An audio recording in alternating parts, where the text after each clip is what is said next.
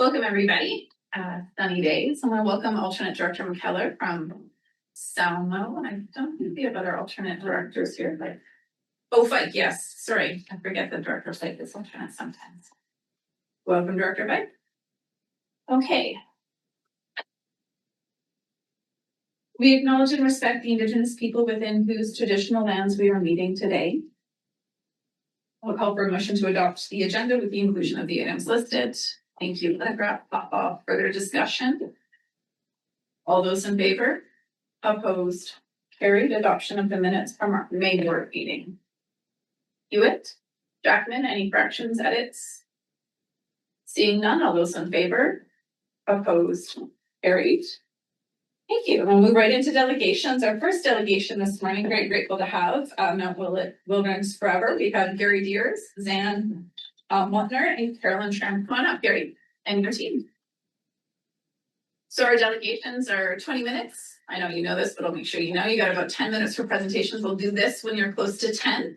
Okay. We don't have to be hard stop at 10, but just to give you a heads up, depending on how much time you want for questions. Sounds good. And thank you so much for being here. Thank you for managed to bring this up.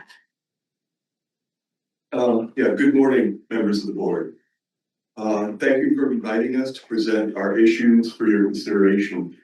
Today, our group, Mount Wilderness Forever, is requesting the board to pass a resolution in support of our proposal to include the Argenta Johnson's Landing face in the Purcell Wilderness Conservancy Provincial Park.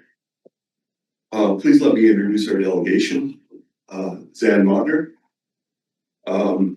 Zan moved to Argenta with his parents since 1963 and is a retired first aid educator and children's nature camp operator. Carolyn Tramp moved to Argenta in 1970 and was employed in community health and development. I am Gary Deers, former silviculture worker and contractor, and have made a living as an organic farmer the last 28 years, trying to retire.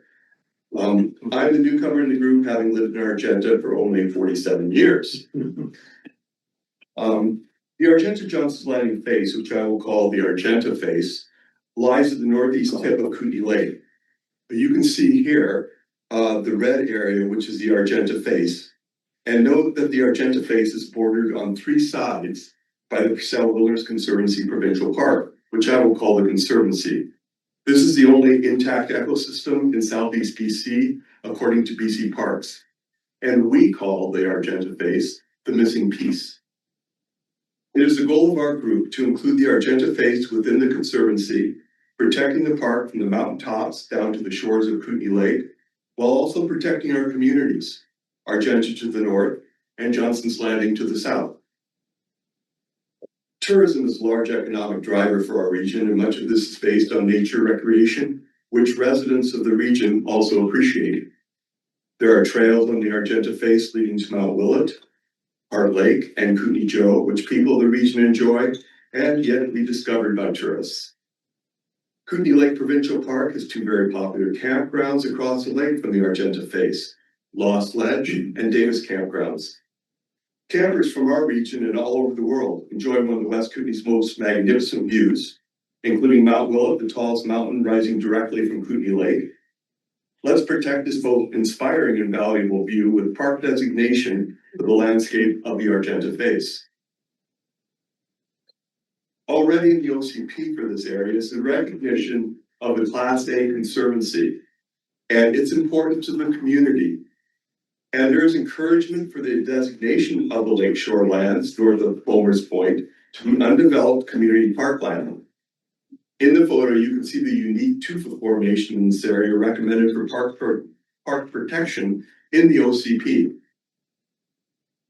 While unique and dramatic in their own right, these calcium formations are also indicative of the karst water system embedded in the mountainside above, which provides us with our invaluable domestic and farm water supplies. Karst water systems are underground, and analyses of their recharge areas are difficult to determine. Road building can easily impact these vital underground waterways. Full park protection would prevent this heavy industrial development and keep our streams flowing forever. Wildfire is a serious issue on the Argenta face, as we experienced a fire 2 years ago above the community of Argenta, as well as a wildfire in 2007 that threatened us from the north. Johnson's Landing, the south end of the Argenta face, has dealt with several bouts of wildfire in recent years. While we have focused on home site fire smarting, there is still concern about the edges of the community on Crown land, where we are rated as high risk, especially to the south. Argentans have strong and diverse viewpoints on wildfire mitigation, but a survey by our director, Amy Watson, found that a majority of residents favored working with the licensee and WUI if the focus of the fire mitigation treatment was on ecological principles and not just merchantable timber. After a lot of work, the licensee opted out as they did not want their license influenced in this matter. Now the licensee has plans in place to log in this critical fire shed with little or no community involvement. The logging area includes a completed RDCK pilot project for wildfire mitigation. With the Argenta face included in the Conservancy, our communities could work with BC Parks to have an ecologically appropriate fire mitigation program to help keep us safe. In 2012, a massive and unpredicted slide tragically killed 4 of our neighbors in Johnson's Landing. This was a shock to everyone in our region, and yet this was not the first sign of slope instability on the Argenta face. 10 years previously, 4 landslides came down from the Bulwers Forestry Road on the Argenta face. Ministry of Forests geomorphologist Peter Jordan examined the area and wrote a report on the situation in 2002. Once retired, this same expert gave a presentation in Argenta stating that in our area, forest development typically increases the frequency of landslides by 5 to 10 times and recommended that residents be vigilant regarding further disturbance to the Argenta face. Believe me, residents are worried for their safety. While perhaps not directly within the purview of the RDCK board, I expect that you, along with the majority of residents, appreciate the wildlife and wild places of the region. And many are here specifically for these values. Habitat for mountain goats, wolverine, mountain caribou, and grizzly bears exist on the Argenta face. I took this photo of a white grizzly 2 falls ago, just below Mount Willett. There was an RDCK survey for Area D in 2008, finding that 90% of citizens agreed with the statement, additional Crown land should be allocated for wilderness park status, including 73% who strongly agreed. A petition circulated by our group to support the inclusion of the Argenta face in the Conservancy was signed by the vast majority of local residents and presented to the legislature by our former MLA, Michelle Mungal. Our present MLA, Brittany Anderson, also supports this initiative. Our group is clearly making progress with regular meetings with the Chief of Staff of the Ministry of Environment and Parks. Still, we need to generate more political will in Victoria. So we turn to you, our regional representatives, to bolster our voices in supporting the best solution for our communities. Today, we request the following: for the long-term benefits to residents, for the regional tourist economy, and for the protection of the many environmental attributes, we request a resolution of support from the RDCK Board for the inclusion of the Argenta Johnson's Landing face in the Purcell Wilderness Conservancy Provincial Park. Thank you. Thank you, Carrie. That was under 10 minutes. Well done. We do have a couple of questions for you. Yeah, sure. Director Weatherhead, go ahead. Thank you. Thank you. It was an excellent presentation. Okay, Thank you so much. My question and just my curiosity these days with parks being designated goes to the ability to fight wildfires if they do occur in the park, or the ability to manage beetle, any kind of fir or pine beetle, because I was driving through, oh gosh, sorry, I'm not remembering the name of it, but a whole lot of beetle kill Highway 3, sorry. Manning Park. Hmm? Manning. That's it, Manning Park, full of beach and we can't actually manage it. And now it's a huge fire risk. And like, I just wondered, you know, has that been considered? Because that does concern me now with our regional plans. Yeah, that's something that we look forward to working with the Ministry of Environment and Parks on these issues. And I think people feel pretty comfortable working on that level. There's a lot of skepticism in Argenta about some of the forest fire treatments. We have very, we're further north, it's quite a wet area. A lot of people feel like the canopy is very important to keep things moist, keep the wind from coming in. And a lot of these treatments are just opening things up way too much. And then the brush comes in, that goes on fire. You cannot prevent forest fires. And I think working with BC Parks, people would feel quite comfortable. Yeah.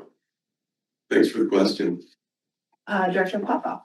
Yeah, thank you, Chair. And then through the Chair, I don't know who would answer this question, whether it be yourself, whether this falls within your area, or the CAO, or the presenter. And great presentation. I like the presentation. Well done. I know that your area does not have an official community plan or zoning at present time. Am I correct on that one? It has an official community plan, and this is in the official community plan designated as ecological consideration. So No zoning. Yeah, the question is when you put in zoning, because it's in a proposed park, whatever, what, will there be any impact on the zoning that you have? Because there's houses along there that I'm aware of, and if you zone them, who would override the restrictions on zoning? Would it be the conservancy, the park, or would it be the zoning, the regional district zoning that would override? So zoning applies to private property. What their proposal is specifically the crime component, which surrounds the community. It'd be in the wildland urban interface where this park consideration is. But the private property is not a part of that. That remains private property, and we can only zone private property. Stuart. Okay, so that answers my question, because on the map, it goes all the way down to the lake, it includes the private property.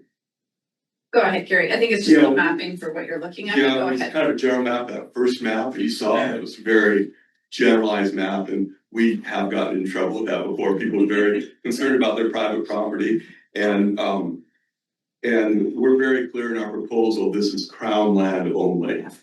This is crown land, and it doesn't show up well on that map. I'd be happy to supply anyone with a very specific map of our proposal.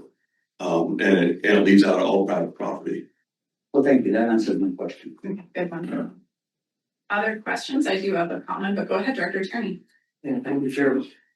Yes, thank you very much, Gary, Zan, and Carolyn for your presentation. Very informative, and the project is a great one. Very much support it. BC Parks very definitely does forest mitigation and control burns and whatnot to sort of enhance and prevent forest fires from affecting other areas. And my question is, have you made an effort to meet with the regional director of Environment and Parks, who resides here in Nelson, to just inform him of your efforts? Earl, you've been in touch in the past anyway with regional. I'm not acquainted with the new director. Yeah, the name is Tennessee Trent, and he has a planner, and I'm sure be very interested in having the planner meet with you and discuss your proposal. Great, that's good to know. Thank you. We weren't aware since was it McDonald's? That may have been a previous director. Yeah, anyway, the last one we retired, we haven't kept out. Thanks for that tip. Appreciate it. So I wanted to just give a bit of a history in addition to what they were indicating, because yes, I've been aware of this proposal for probably my whole term. I've never brought it to this table, but kind of outside of that as a director, the work we did in 2016 to 2018 regarding fire mitigation, this was previous to the 2024 fires, but there was 30 years of known there's a fire coming, and the work between which at the time wasn't formalized, but the Argenta Safety and Preparedness Committee to the work you guys were doing, that community engagement, which we did have our RDCK staff involved in because we were looking at applying for within the wildland urban interface, the WUI prescription formula. A lot of the conversations in the community at that time were that fire mitigation is really important, but from an ecological consideration, and also that management of the forest in terms of part of the conversations we heard was just leaving it as is in terms of the fuel loads and the way climate change is working wasn't necessarily the best solution, but that there was a middle ground that wasn't full on logging tenures, but more of a community-based involvement with BC Parks on an ecological management. So that's really what the community did agree on. The love Argenta, really hard to get them to agree on things. Famous for it, but when we got those survey results, and that was what residents were very much supportive. I did put my support behind working with Brittany at the time. She wasn't the MLA, it was Michelle, actually, sorry, you're right.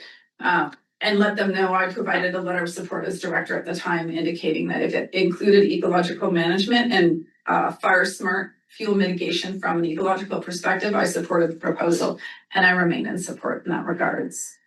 In terms of process for the board, because the letter was received last month, when we get into business, you'll see we have that referred this month, and I will make a motion at that time. But I just wanted to thank you, and your efforts are decades in the making. And I do hope Suzanne Simard's come up a few times to have conversations, as well as Rachel Holt with Brittany, and those have been incredible conversations. So thank you. And I just wanted to add one thing as far as parks and fire mitigation. There's precedence in the area. West Arm Provincial Park has done fire mitigation for Nelson. Davis Creek Campground has done fire mitigation for the community of Lardo. So we're not asking anything extraordinary. This is a regular thing. Thanks so much for hearing our presentation. I appreciate anyone who can support us. Thank you, Gary. Thank you, Carolyn. Thank you, Sam. You're welcome to stay. I know you've got other plans, but you are welcome to stay. Okay, thanks. Thank you. Okay, folks, we have another delegation this morning. We have Sarah, right? Go ahead and say hello. Let's check your sound. Hi, my name is Sarah Itkonen. Can you hear me okay? We can hear you. It's a bit fuzzy, but I'll let you know if there's any issues. And I'll give you a warning like this when you're around 10 minutes. Okay, sounds good. Angela, did you want me to share my screen, or do you have my presentation there? Probably best for you to share your screen so you can advance. Sure, let's do that. And Sarah, with you today, you also have Taylor. And do you have anyone else in your delegation that might want to add to the conversation? Just 1 second. No problem. Multitasking. Yeah, totally. I do see Darlene from Caslo. Thanks for joining. So, thanks. Darlene from Caslo is okay. There we go. Darlene from Caslo is here. We also have Taylor Karen from Salmo. I have my board chair, Kathy Durden, here from Creston. Laura Harris from Nelson is also on the meeting this morning. So thank you, my fellow directors, for being here. And thank you, board, for hosting me this morning. It was actually Director Watson who started the ball rolling about us coming to you as a board to talk about our services together. Because as you know, under the regional district, there are 6 of us libraries. And although we are unique in our communities and what we do, there are services and challenges that we all share together. So I just wanted to give you an overview of what our libraries do, how we're similar, how we're different, just to get a conversation going to better understand the services that we provide in your communities. So first, these are our member libraries. We have Castlegar, Creston, Caslow, Nakusp, Nelson, and Salmo. You can see we've put the populations of RDCK residents in each of those areas. So you can see there's a great variety in the amount of regional district residents that we serve in each of our communities. For a combined total of 26,822. And of course, that number is probably from the 2021 census. So hopefully we'll have updated figures for you coming soon now that our current census is underway. We share some core services, and for some of our communities, they're the only free option for these services, particularly in our smaller communities like Salmo and Caslow. Everyone's familiar with libraries borrowing materials. You may have grown up in a library that lent out books and magazines, but now we also lend out tech equipment. We lend out tools. We lend out board games, radon detectors. My staff were talking about maybe getting a metal detector for our library in Creston. So the idea is that not everyone can afford to get everything for themselves, and as a community, we can share those things and borrow them together. And as libraries, we have much more purchasing power than individuals in the community. We also have an interlibrary loan service where we can bring in materials from all over the province as well as the country. And what's unique about our interlibrary loan service is that we have flat rates with Canada Post that have been negotiated over decades. And we're able to do that in a cheaper way. So we can get stuff moving to the people and patrons who need them. We have varying degrees of programming at our library branches. Obviously, literacy is what we care about the most, or it's our core service at the library. That's everywhere from early literacy from 0 to 5, where we're teaching families and children how to learn language and what the building blocks of language are and how to have fun in that learning, to digital literacy. In a community like Creston, we have pretty significant retired population, and digital literacy rates can be low. So it's really key that people can walk into a library and get support. We're noticing a lot of this around the census right now. A lot of people don't have access to a computer, don't even know how to use the basics of a computer. So we're helping people fill out census. We do service referral. Of course, we have internet access, and then the library is a hub for community and cultural events. Another area is computers and printing. This is a pretty big service in most of our libraries because a lot of people don't have home printers. We all know how expensive ink can be for computers. I've heard that it's more expensive than some of the most expensive champagnes out there. So having space in the community where people can print off forms that they need to, particularly government forms, we do a lot of that support in your community. We provide meeting space for nonprofit and community groups. We have 2 meeting rooms in Creston. We have one that fits about 40 people that can be open after hours, and we have another room that fits about 12 people comfortably. But between those 2 rooms, we get over 100 bookings, and we have to turn people away. So meeting spaces, particularly free meeting space, is really critical for communities. We provide all kinds of accessible services, and those of us in the Columbia Basin have recently received grants to upgrade our facilities to help with accessibility, particularly as people age in their communities. And we all become disabled at some point in our lives if we're lucky when we age, and so to have services that can adapt to our needs is pretty critical. Also, we have tech support. library staff have to be really comfortable with a variety of devices. So even if you don't use those particular devices at home, in the library, we have to be really comfortable helping people with a lot. And that requires experience and it requires training. And then finally, I put in human connection because I think this is an undervalued and really critical part of a space like public libraries where people aren't expected to pay anything, they aren't expected to be any certain way. They can just come there and connect with other patrons, staff, and the broader community.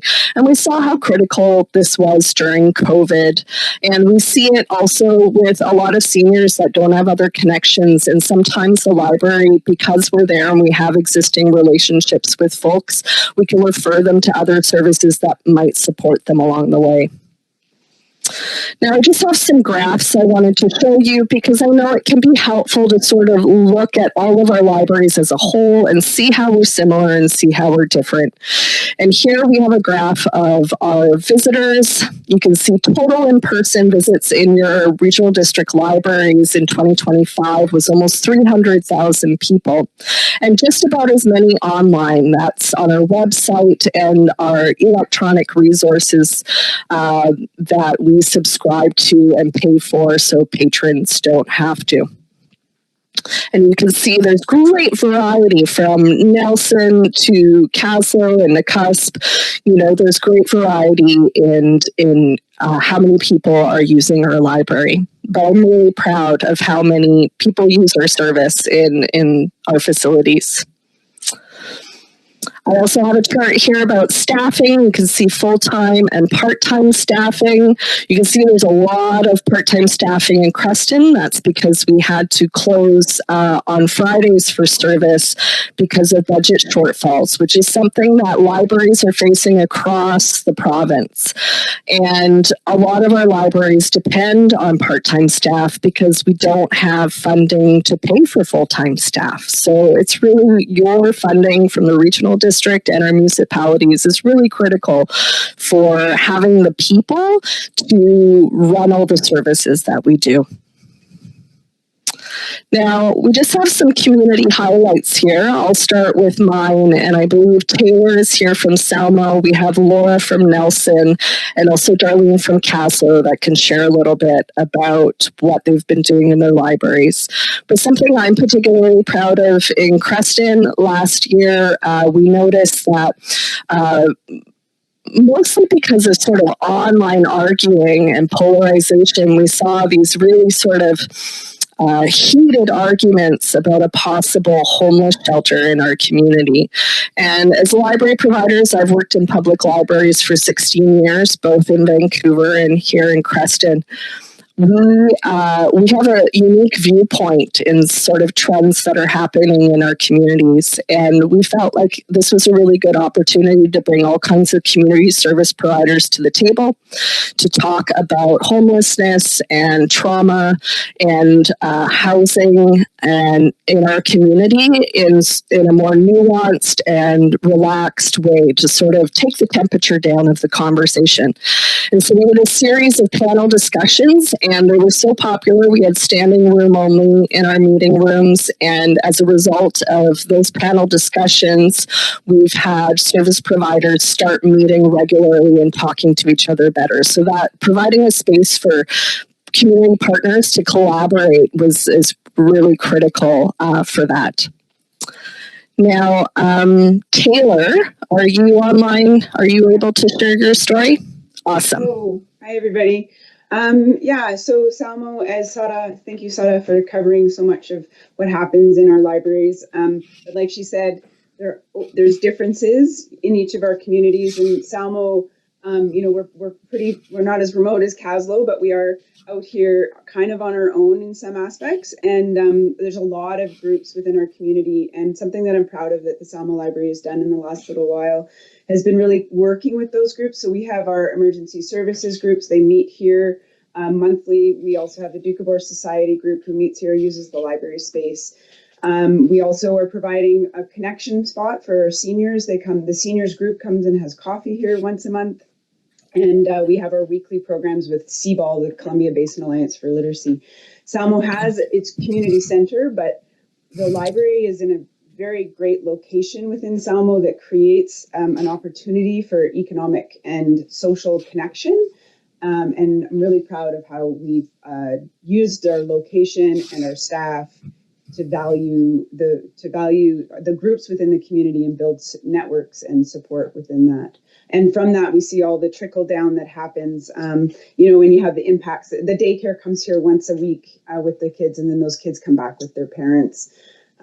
There's so much more I could say. I want to give the opportunities to other libraries in our region. Thank you so much, Taylor. Appreciate that. Laura, are you able to share from Nelson? Yes, thank you. And thanks for the time. So at this time of year, most libraries are preparing for Summer Reading Club, a free program that helps children stay engaged in reading and learning throughout the summer. And looking back on 2025, I'm especially proud that we were able to expand our Summer Reading Club programming to accommodate a 51% increase in participation. So over 800 attendees were at our Summer Reading Club programming. And programming at our library is always at capacity. The more we can provide, the more people will come. There's just simply, there are no max that we could provide in terms of programming. So meeting that growing demand wouldn't have been possible without our summer students, Stella from Winlaw and Noor from Blewett. Both of them grew tremendously as leaders during the time with the library, and seeing the program's impact on children and students and also the wider community is just one of the reasons that I'm proud to work in our libraries. Thank you so much, Laura. It makes me glow to hear both you and Taylor talk about our libraries. Darlene, are you able to share from Caslow? Absolutely. Thank you for giving me this time and opportunity. As the new director here in Caslow, I can say that what I am proud of is that we are significantly increasing our outreach and advocacy and building on that human connection, providing a space, as I believe Taylor said, for community partners to use the facilities. We now have French Club, Chess Club, Book Club, and homeschoolers who are all entering into agreements and arrangements and to utilize our space. We have participated in several community fairs, the volunteer fair, the Aging Together fair, and a local school job fair. And as a result of that, have hired our first 2 SRC Summer Reading Club students since prior to COVID. Caslow has not hired students to help with the Summer Reading Club program. And that program is set to expand significantly this summer. Our offer of barrier-free and accessible programs at no cost to the community. That and with our aging population, digital literacy is a huge consideration for Caslow as well. And we've partnered with a local CBOL organization, but the demand exceeds the capacity and the funding. We've only been able to offer that one afternoon monthly, and we have more people needing services than we have the space and the staffing to support. Thank you again.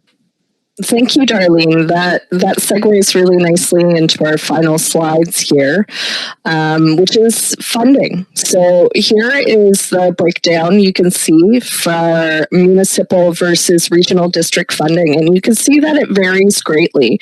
And part of that is because of the ways our communities are laid out. So for instance, Creston relies a significant amount on regional district areas for funding because we're so spread out from Yak to Ryandale, we're a public library association, which means that our municipality funds through the regional district just like everyone else. Whereas Nelson is a municipal library, so most of its funding comes from the municipality, and there's a small amount that comes from the regional district, which is just one area in the Nelson area. So when you look at spreadsheets and you're looking at the data and comparing, it's good to remember the variety and the differences in our community and why the funding is different in each. I just wanted to point out that through the Canadian Public Libraries, the Canadian Urban Library Council put out a report that for every $1 invested in our libraries, $6 is actually generated in community economic impact. And that's a return over 600%. So if you look at these numbers for funding, no, we're getting 6 times that amount back into the community through the services we provide. So we're a really good investment for tax dollars as libraries. So some of the challenges that we're facing, obviously, many of you are aware of difficulties securing increased provincial funding. We've been redlined since 2009.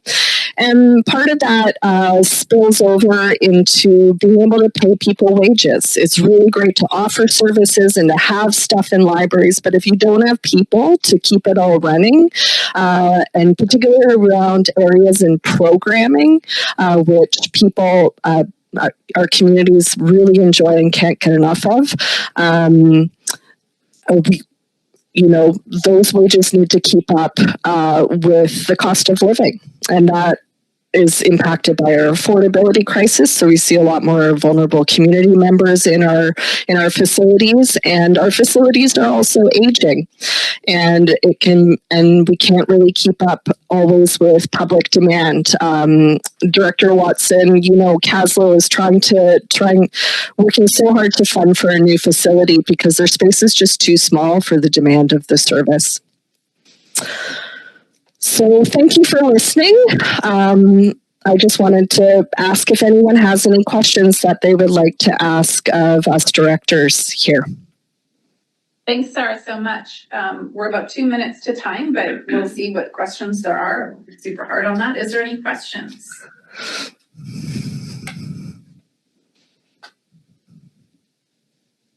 There may not be, just because we do actually engage you in our sub-regional servicing. I thought the reason why I thought it was really good to present to the board is because you work as a team, and I don't think that's well reflected when we're talking about our individual services. So you've done a really great job on that today. Really grateful you could have Darlene and Laura and Taylor here as well. That's so good to hear those perspectives in the other communities. I do have a question now. Jackman, go ahead. Yeah, thank you. And you're quite correct, Chair Watson. We regularly hear from Sarah and appreciate the updates. Question is, our understanding, of course, being that you have had to have additional staff training and almost specialization in being able to be able to engage with people who come through the door with their problems and challenges, wanting to know how to get access to provincial or other social services, etc.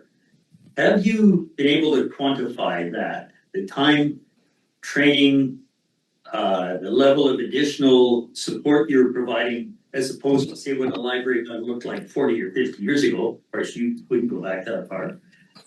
Not for the purposes of criticizing our budget contributions, but as ammunition when we talk to the province about how extensively you are supporting their social services, just promoting and supporting their social service delivery. Can you quantify that anyway? That's a good question, Director Jackman. I know that data really helps when you are speaking to different branches of government. It's a tricky thing because it's not necessarily volume of people. It depends on relationship with the person. So some people can take a lot of our staff time repeatedly over time, and some people don't need as much support. We're often so busy doing the service that it can be hard to collect data on service like that. But that's a good point to point out, and that's something we can definitely discuss at the Kootenay Library Federation table, where we meet monthly as directors. Thank you. We are at time, but now we have 2 other questions, so I'll take them, but ask you to be succinct. If you can, pop up, and then Paige. Yeah, thank you. Okay. To the chair. My question is regarding provincial funding. prevention funding has dropped off considerably over the last 10, 12 years, and it is dropping. So have you got a resolution going forward to UBCM to increase provincial funding? So I believe that we put resolutions forward over the last 20 years. Director DeBoon, I think you have a good memory of that. And just this last year, I believe it was one of the highlighted resolutions at this year's UBCM. So that is an avenue that we've continued to work over the years. Thank you, and to the chair, limited success. Director Page. Yeah, thanks. I'm really curious, kind of picking up on what Jacqueline was saying about numbers, about the shift in what I'll call maybe acute and crisis management. I know a big part of how we value libraries in the city of Nelson has been for cooling centers. It's one of those spaces where it's open, free for anyone who's experiencing crisis. And so our street population will make heavy use of the services. And I'm curious, when we're looking at that data, how that use of the space has shifted over especially the last 10 years and how much that we're seeing that beyond just the city of Nelson, because I think it's one of those pieces that helps us make the case for this built infrastructure. Yeah. Like I said, I've worked in public libraries for about 16 years, both in this city and here. So that was something we saw a lot of when I worked in Vancouver, and it's just started to grow here in rural areas. So what we're looking at isn't just a problem for libraries, it's an issue that is affecting all services across the board. These are social issues, right? We have varying capacity to be a cooling space to pick up those additional services. For instance, I mentioned that we have to close on Fridays. So that's one less day where we're open for cooling or for smoke air. So the big thing is ongoing funding for staffing to be able to provide these services. So whatever data that you need at those tables to talk about what's happening in your communities, we're happy to work on as a group. Thanks, Sarah. Thank you so much to all of you for joining us today and for, of course, your incredible work in our communities. Libraries are very much a valued service and so much more than books. So thank you for that. Thank you so much. Have a great day. Stick around if you'd like. Okay, folks, we are on item number 3. This was referred last month because I did think hearing from the delegation would be helpful to the directors. I do have a motion. I'm just going to cut and copy it and email it to you that I would like to propose. Yes, Angela has it. Thank you so much. Here I am trying to get everyone else. So if you can email it and put it in chat, that would be great. As Angela's doing that, I'll just open the floor to discussion on the letter. If there's any questions.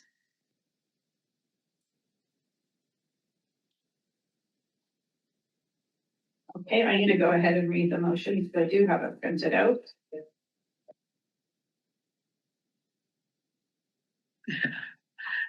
Oh, God. Where's my motion? I replaced it with Court Street. Here we go. I move that whereas the long-term benefits to residents of the Argentia Johnson's Landing face for the regional tourist economy, for the protection of its many environmental attributes, and most critical, the risk mitigation to further community impacts from land management that is not inclusive of ecological integrity, be it resolved that the board send a letter of support to the Ministry of Environment and Parks in support of Mount Willett Wilderness Forever campaign to include the Crown land on the Argentia Johnson's Landing base in the Purcell Wilderness Conservancy Provincial Park. Do I have a second? Thank you, Weatherhead. Discussion. McFadden.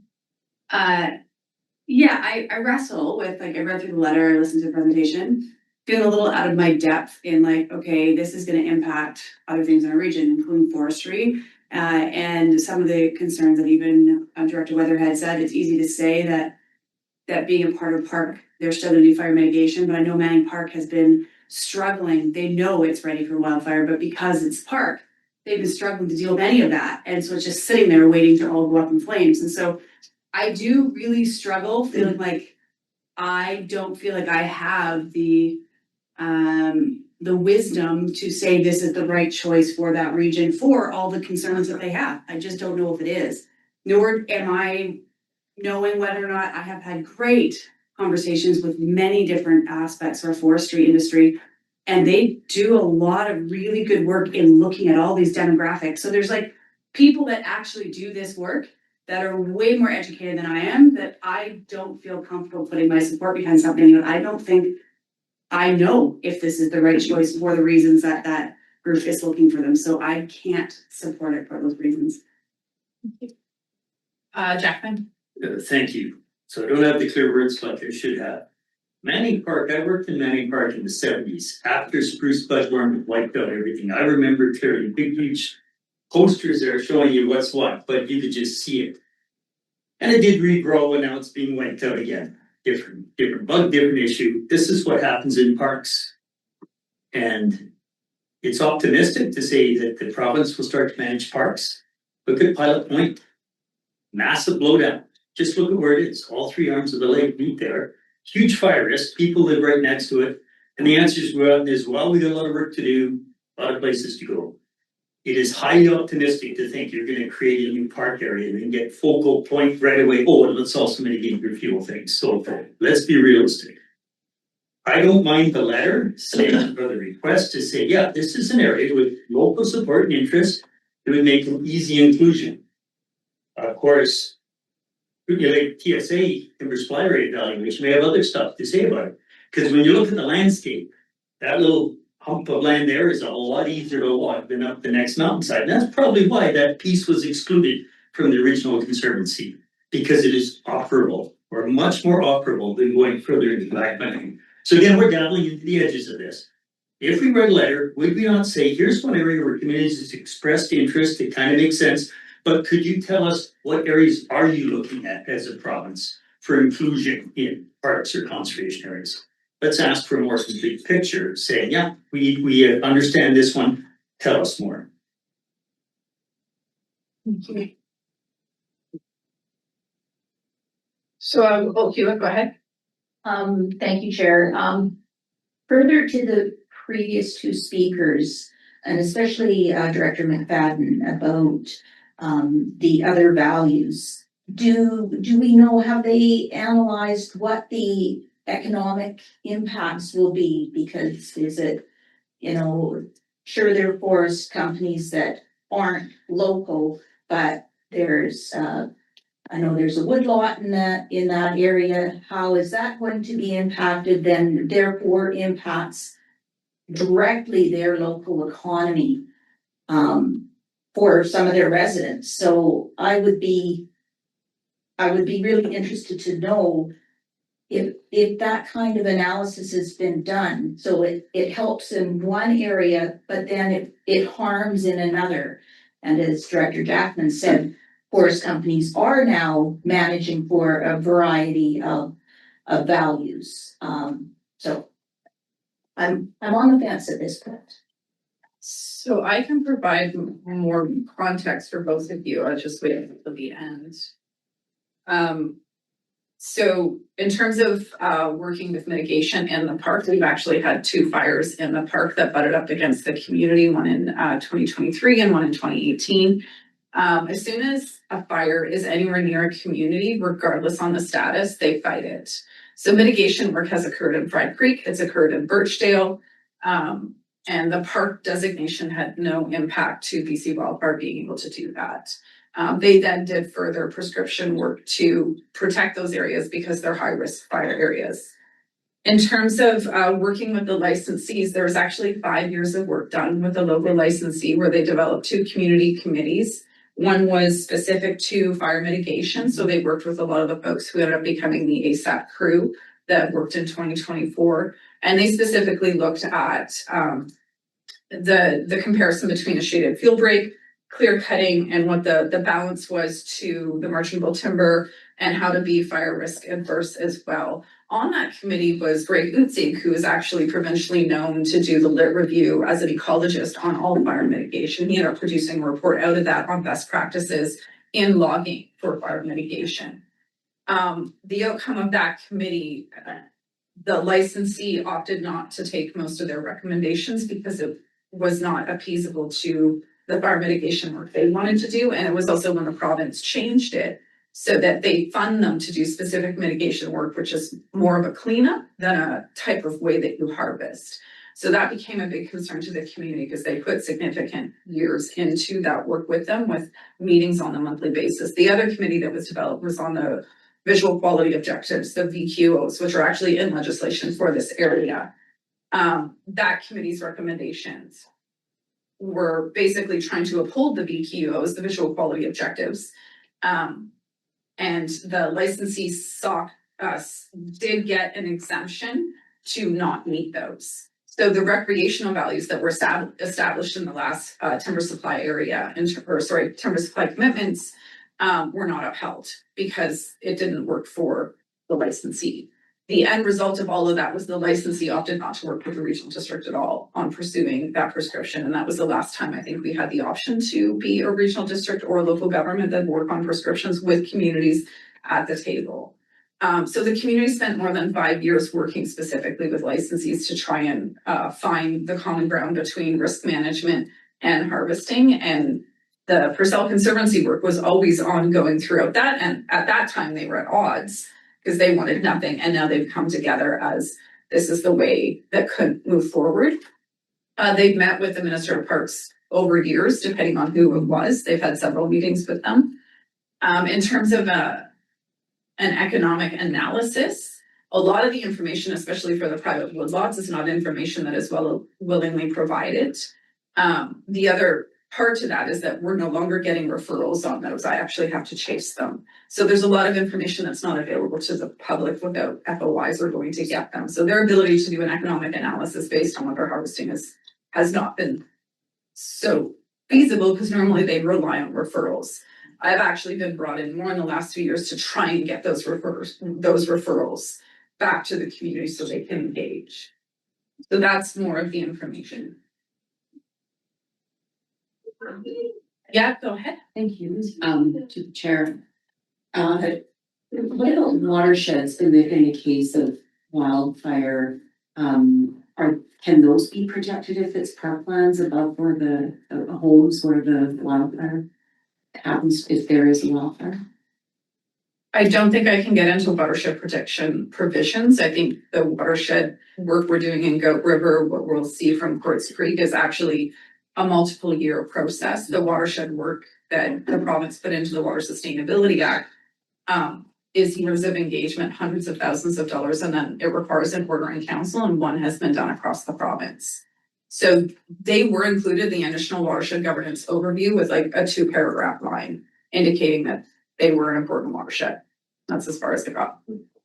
I didn't know, I know Amy's new to the interim, but that was through development services. That was probably quite a while ago. I don't know if you have anything. Okay. Okay. Being no other speakers, all those in favor? 1, 2, 3, 4, 5, 6, 7, 9, 10, 11. Those opposed. McFadden, McKellar. Anybody else opposed? Fike, I think. Oh, Director Fike, were you opposed? Okay, anybody recorded opposed? Okay, that motion passes.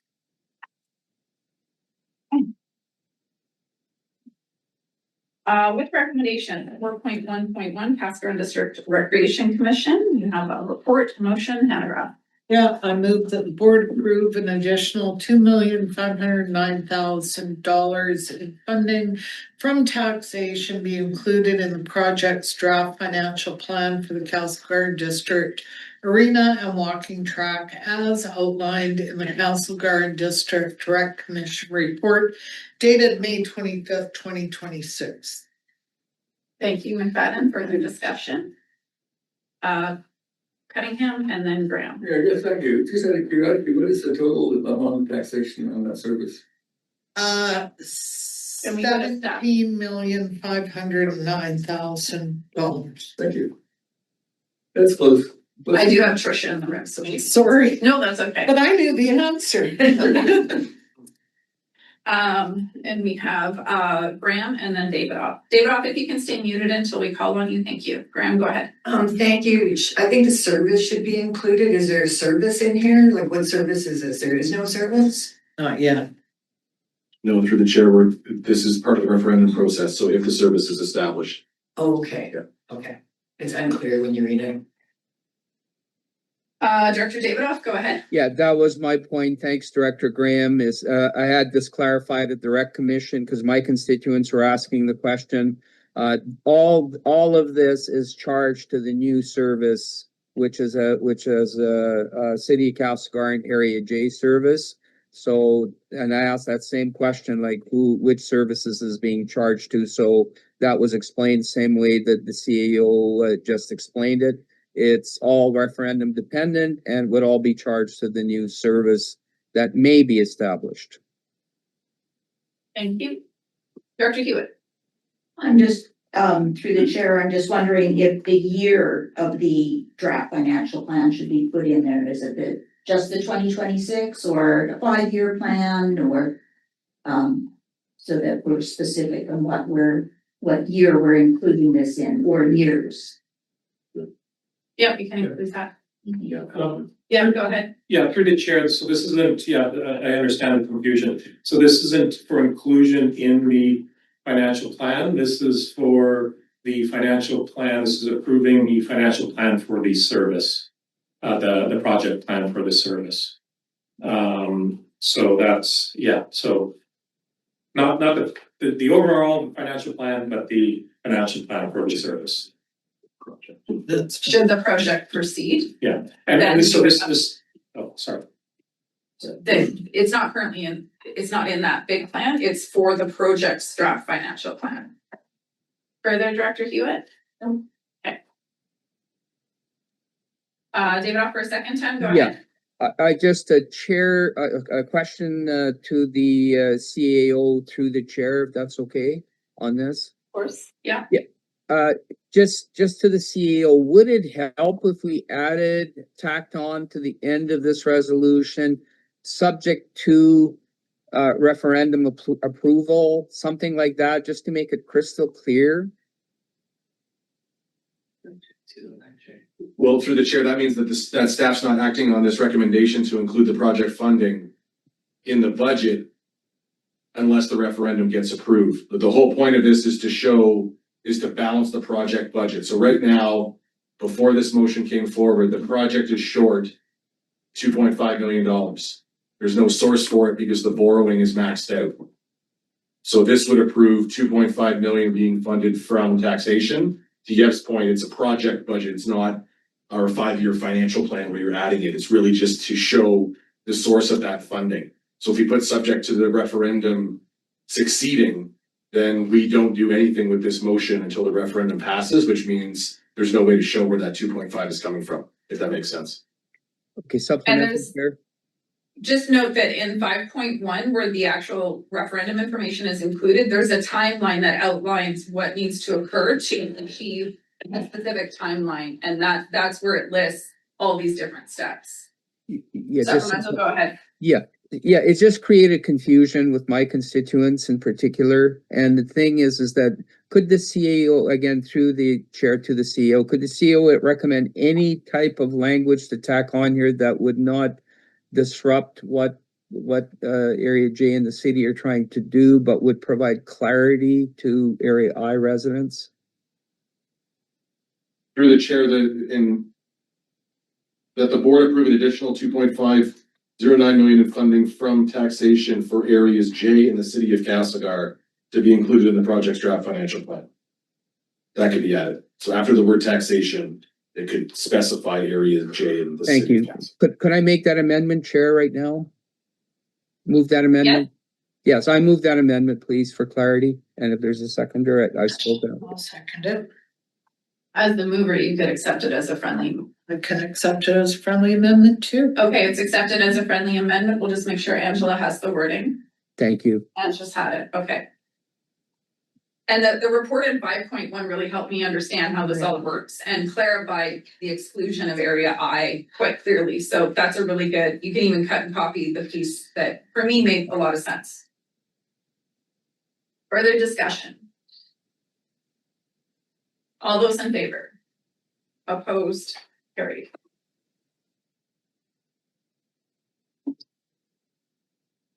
Okay, Slocan Valley Services Committee. I am gonna go to Director Gordon, who does want to move this with a change to the motion.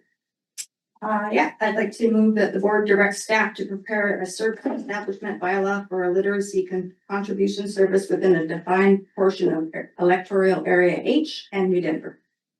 Is there a second? Cunningham seconds. With a question, Chair. Yes, go ahead. Yeah, it says a literacy contribution, but it says the up above, providing a grant aid to the north for the trail management. Is there? Two separate items. Thank you. You're welcome. Discussion on the motion. Popoff, go ahead. Yes, that was a recommendation by the Spokane Valley Services Committee. So if there is a change to that motion, I see it's a participants only in that. So there's one participant missing at the board table. That's Director One. She's right here. Oh, there you are. Okay. No, I have no problem with that. If it passes here, then. Okay, further discussion?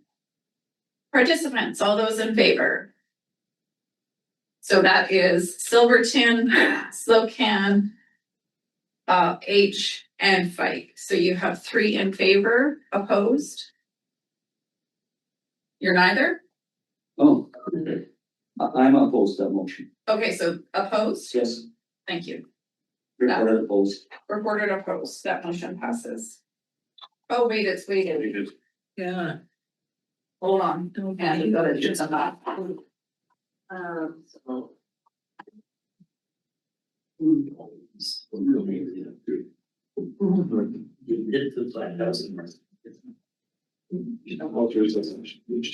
So there you go.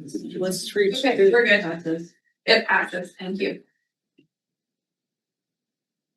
Okay, Creston Valley Services Committee, Director Boone, you chair that, go ahead.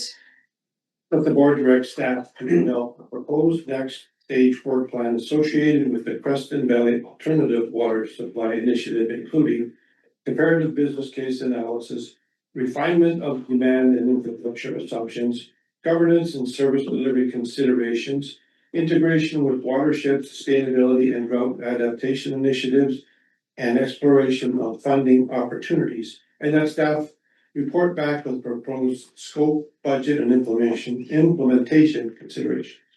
I'll second. And discussion, go ahead, Jack, and then Vandenberg. Yeah, thank you. So, kind of emerging information that I just want to put out there.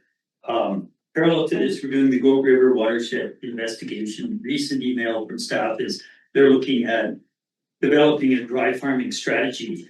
I find contrary to this initiative to say that the Gold River may be losing water, so learn to live with it and survive. My focus has been on this project is to thrive, to find an additional water supply, put very high quality, category 1 and 2 land into production. It's right now barely a field for a couple of thousand horses wandering around on. So this is as important, or in many ways more important, than the Gold River watershed conversation for me, because Gold River is looking at survival mode. We need to go well beyond that, and if we had this alternative supply, we would be in much better shape. Big money, hundreds of millions of dollars, big area, big acreages, big revenues. Nobody's tried to get a handle on that. I asked Pontland to be involved on that side of it. What Pontland's going to be involved in now is dry farming, how to survive with less water. I talked to Don Avison. He was one of the guys I targeted to get to see, because I hadn't seen him for 10 years at FCM when it was hosted in Edmonton when he was mayor. The cooperators is looking at these kind of projects to take on. He said, oh, a few $100 million, I will put you in touch with so-and-so. They have an arm that they call well, they have credit union, farmers supports groups, they have addenda capital, building custom investments to help build and sustain communities. There are groups that aren't looking to survive, they're looking to thrive and build and do better. But in almost all of our areas, we need water to do that. And if we put the focus on dry farming and just getting by, we will fail to do what we could do. So I very much hope staff will lean now into not just dry farming. Where is the money? Where's the investment? Where are the big support groups in this country for farmers? And this is one. I haven't answered on Emerson yet. He's personally emailed me back, but I'm on hold. And I'm just waiting for staff to say what other sources they have to support this in terms of funding opportunities. And we'll fold in these big groups. Thank you. Vandenberg? I was gonna touch on that and done very well. Okay. Papa? Yeah, thank you, Chair. And this is nothing to do with the motion, it's on procedure. Can we go back to the former motion? I made a wrong interpretation of my vote on it. I want to change it, and there's a discussion on. Okay, you can just hold that. Okay. We'll wait at break to see how we procedurally do that. Okay, thank you. On the motion, further discussion. Graham? Thank you. So I'm wondering about service again, like which service is this coming out of? Which service is doing this work? Like it's not clear to me. Is it general or is it water services? Who's doing work here? Stuart? It's a mix of Uli? Amy? It's Uli and Amy's team, so. Yeah, that's actually a key question. So, the problem we have is, so some of the expertise is within the water utilities department. But the problem is that department is vastly financed through user fees from the users of specific 18 water systems or 19 water systems. So we cannot assume that the funding from these users can be used for this type of work. So we would need to identify resources out of the rural administrative or general administrative services to support it if there's significant work to be done out of that department. The other question is sustainability able to do that? But likely not either without additional resources. It is a big job if we are not only saying this is the issue, but trying to find solutions, trying to find sources of funding, trying to identify the various micro steps that we can take to lead towards a real result in this, then somewhere we need the resources to do that. That's the issue.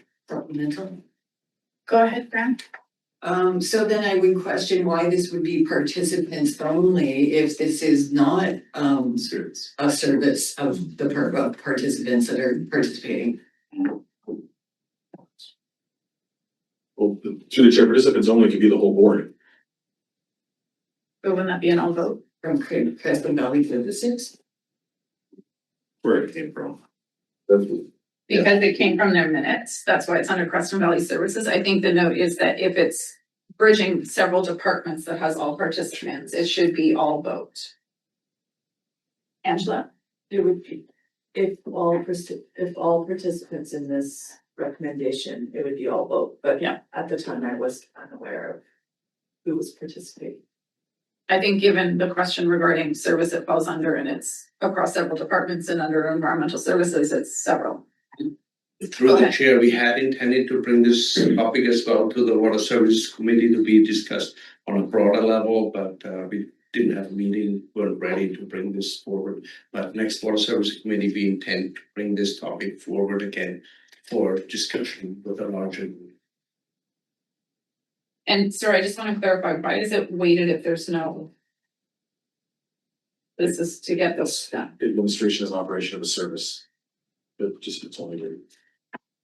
Is it, but then who are the participants? Good question. So all vote weighted. Through the chair, I think if Uli or Paris could even speak to who would do this work.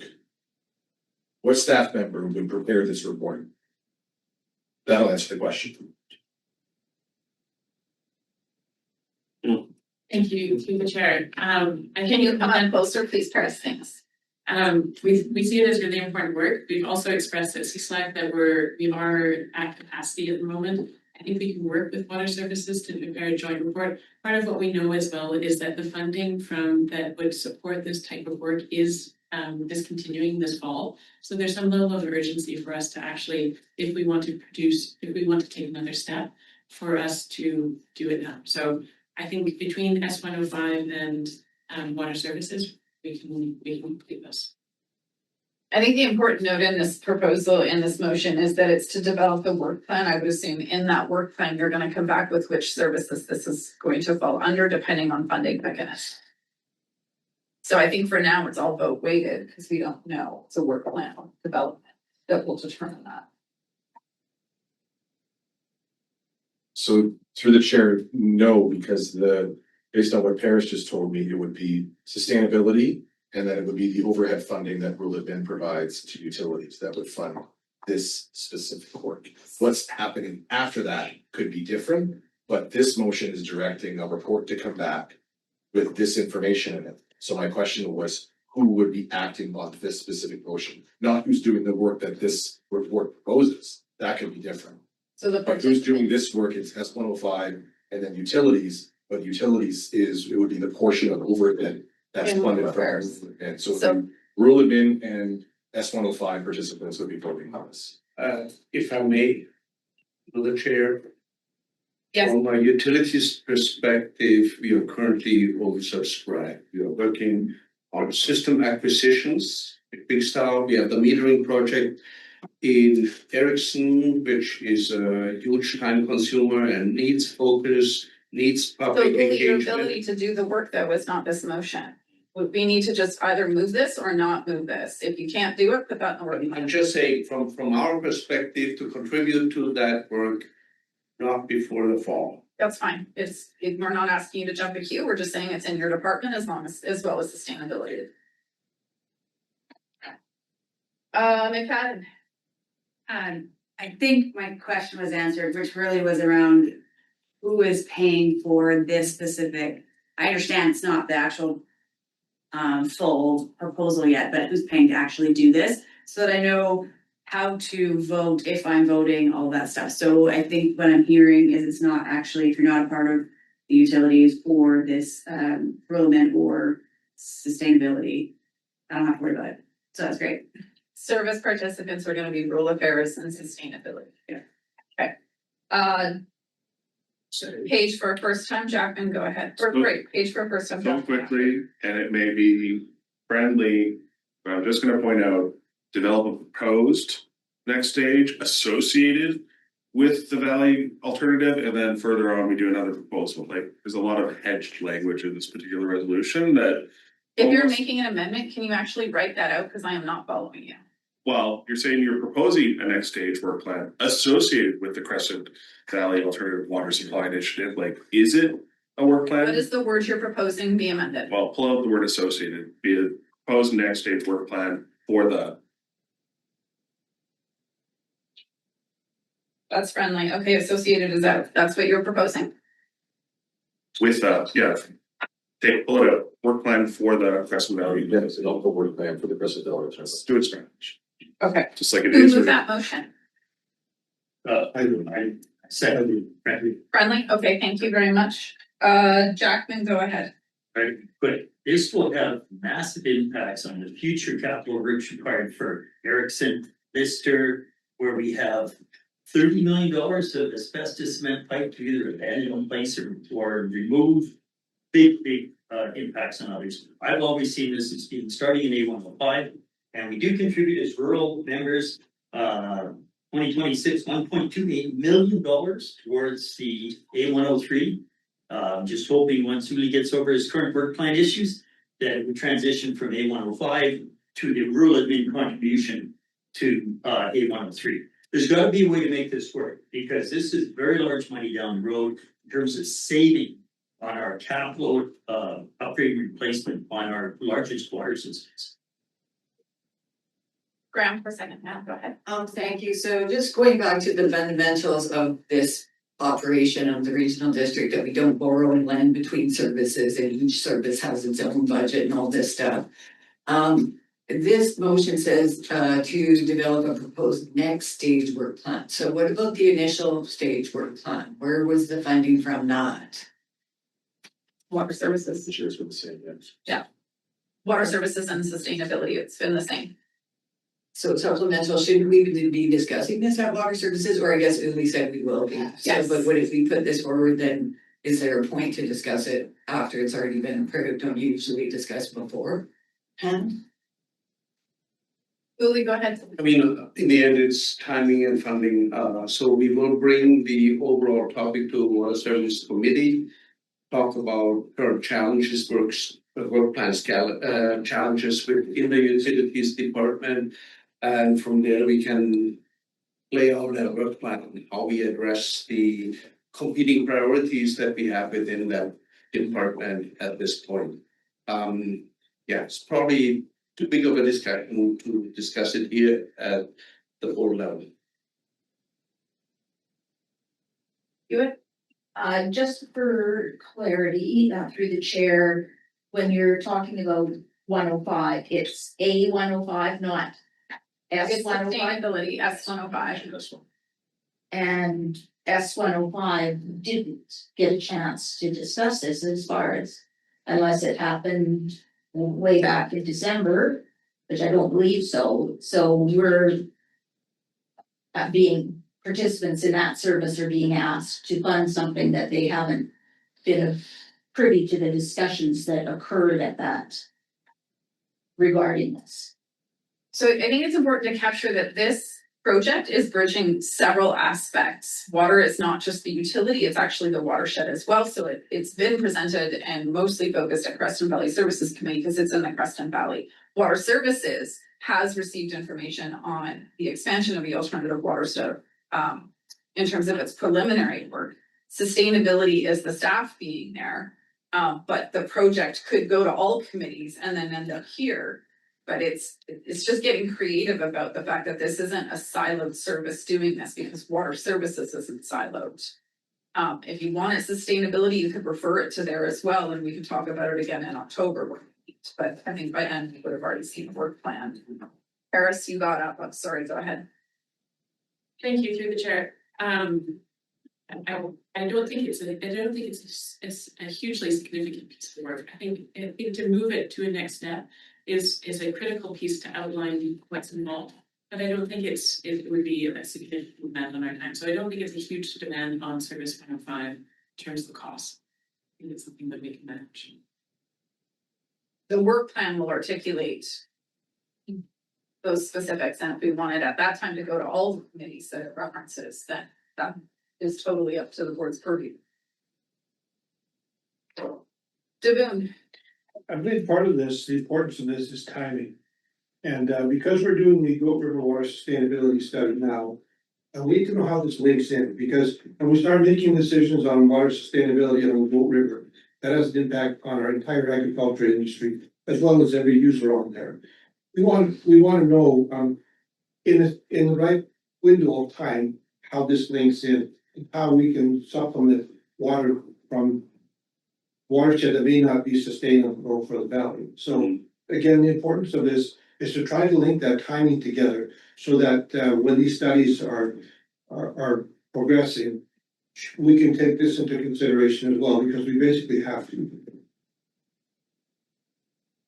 All right. All those in favor, this would be sustainability and rural directors.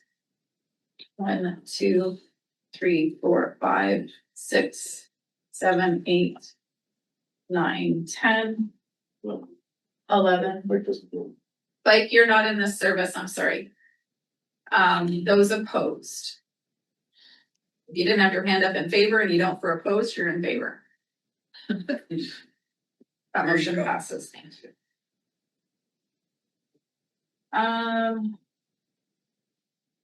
Okay, go ahead, Director Hewitt, as the chair. And just note, we do not need to read motions verbatim. Let's just give the overview. We've got it in our agendas. So chair, procedurally. You can figure out at break how we're gonna do that. We're not gonna stop the meeting. Go ahead, Director Hewitt, as the chair for this committee. All right, there are 3 motions, and one is regarding the Port Street Community Watershed natural asset management plan. The first recommendation. And do we have a second? Thank you, Cunningham. And you want to speak to it?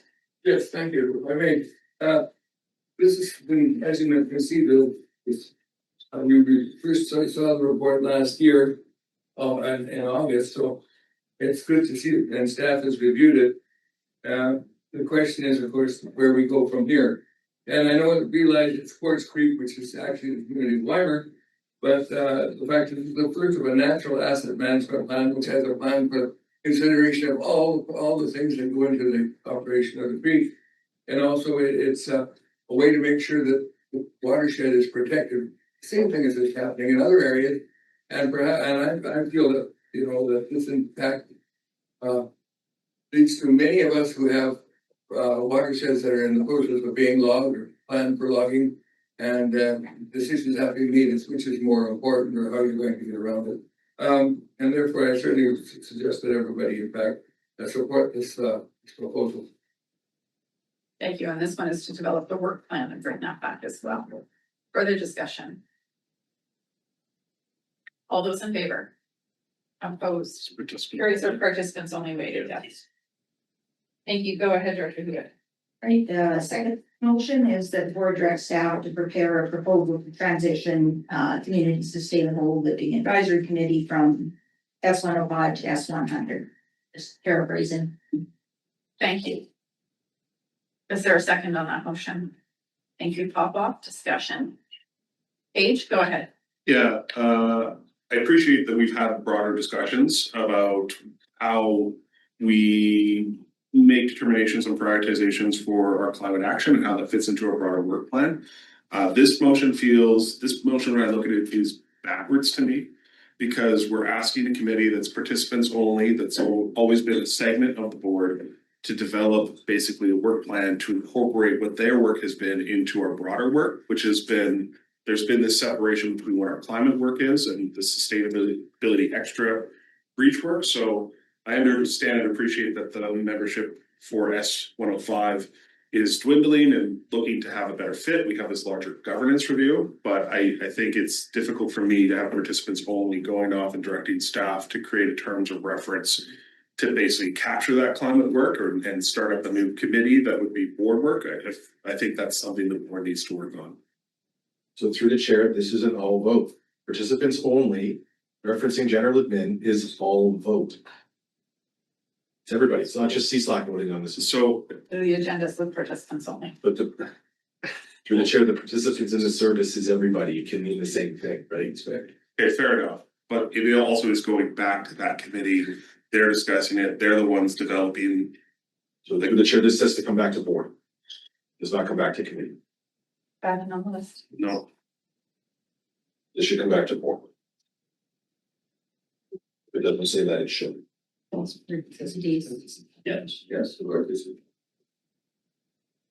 For the board's consideration, that should not say. Which part are you looking at? And for the second last of this motion should say for the board's consideration. Okay. Mr. Chair, the Director Page said is correct. The committee should not be making decisions beyond suggesting to the board that you take this route. So this is, that's from you then. Okay, thank you. Paige, further, you're good? I'm probably still gonna vote on against this simply because it's not starting from the foundation of our board work for climate or sustainability in general. It's still incorporating this service that was run by a select number of participants and it's trying to bring that work over. It was never work that the entire board was doing. So I still think it's coming from the wrong foot. Yeah, I echo actually a lot of the same concerns that Director Page does, and I think this is like, I struggle with, now we're gonna be expected to make a decision as a whole board on a whole bunch of a work plan that we have not been involved in conversation on, and whether or not I actually agree that that should be work for the whole board. And so I wrestle with, if that committee seems to be dwindling, then it seems like the participants in it are not finding value in it.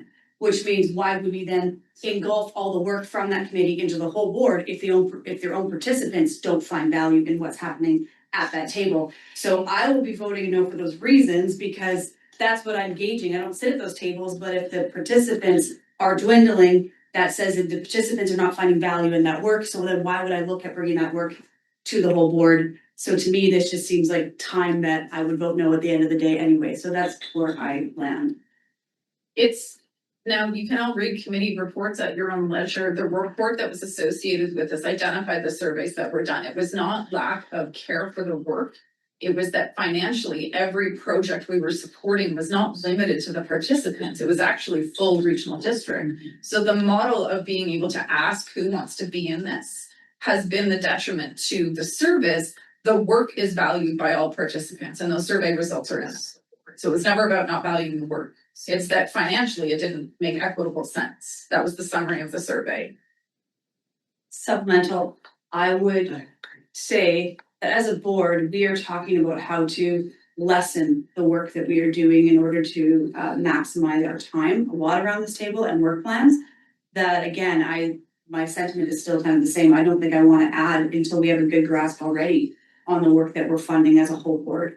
And now as a whole board, we'd be funding more work that I'm not sure where that lands. And so I think I would still land at not where I would want to go with this. Thank you. Cunningham, go ahead. Well, thank you, Chair, I believe you said it very, very correctly. It's a question of who pays and who plays. And right now, the CSLAC's paying, but everybody seems to be gaining the benefit because many of the things involved are involved in areas that, sorry, oh, we don't participate, but thank you, we appreciate you doing this for us because any things, for example, when we talk about the wildfire mitigation as a whole district strategy, or how we get funds from the government on that, or water systems that things like that, water supply. And I've heard a number of directors already today talk about things like sustainability, and that's great. But the thing is that those things can be, the benefits can apply to all of us, and some of us are not paying. And it's very nice when you can sit back and say, well, thank you for the freebies. But really, the study is to find out if in fact it is of benefit to the whole board, and should it be a whole board service, or should we keep it as it is? And restrict what it does to the areas that pay. Thank you. Papa, go ahead. Thank you, Chair. Basically, Cunningham said exactly what, Director Cunningham said exactly what I wanted to say. The benefit that CSLAC is doing is for the whole board, not all the time, but most of the time. Different wise being brought back to the board if they want to continue a committee that benefits the overall board or not. Thank you. Okay, so. Thanks, Chair. I'll just say as somebody who doesn't pay into CSLAC, but has benefit from some of the programs that go through it. The motion as written is just going to provide us with a proposal that the board will review. So I support the idea that we need to come back to decide on what to do next. Hewitt. Through the chair, I just wanted to point out that this would not result in an increase in workload for anyone, because the work is already occurring. It's just a proposal to reallocate where the funding is coming from. The staff already exists, the work staff is already doing the work, and as others have indicated, it just allocates. The proposal would be to figure out how to allocate the funds appropriately between participants that benefit. Thank you. All those in favor? Those opposed? Recorded opposed page? No. Okay. That passes. I know there's one more, but we're gonna take our morning break. We'll come back. Okay.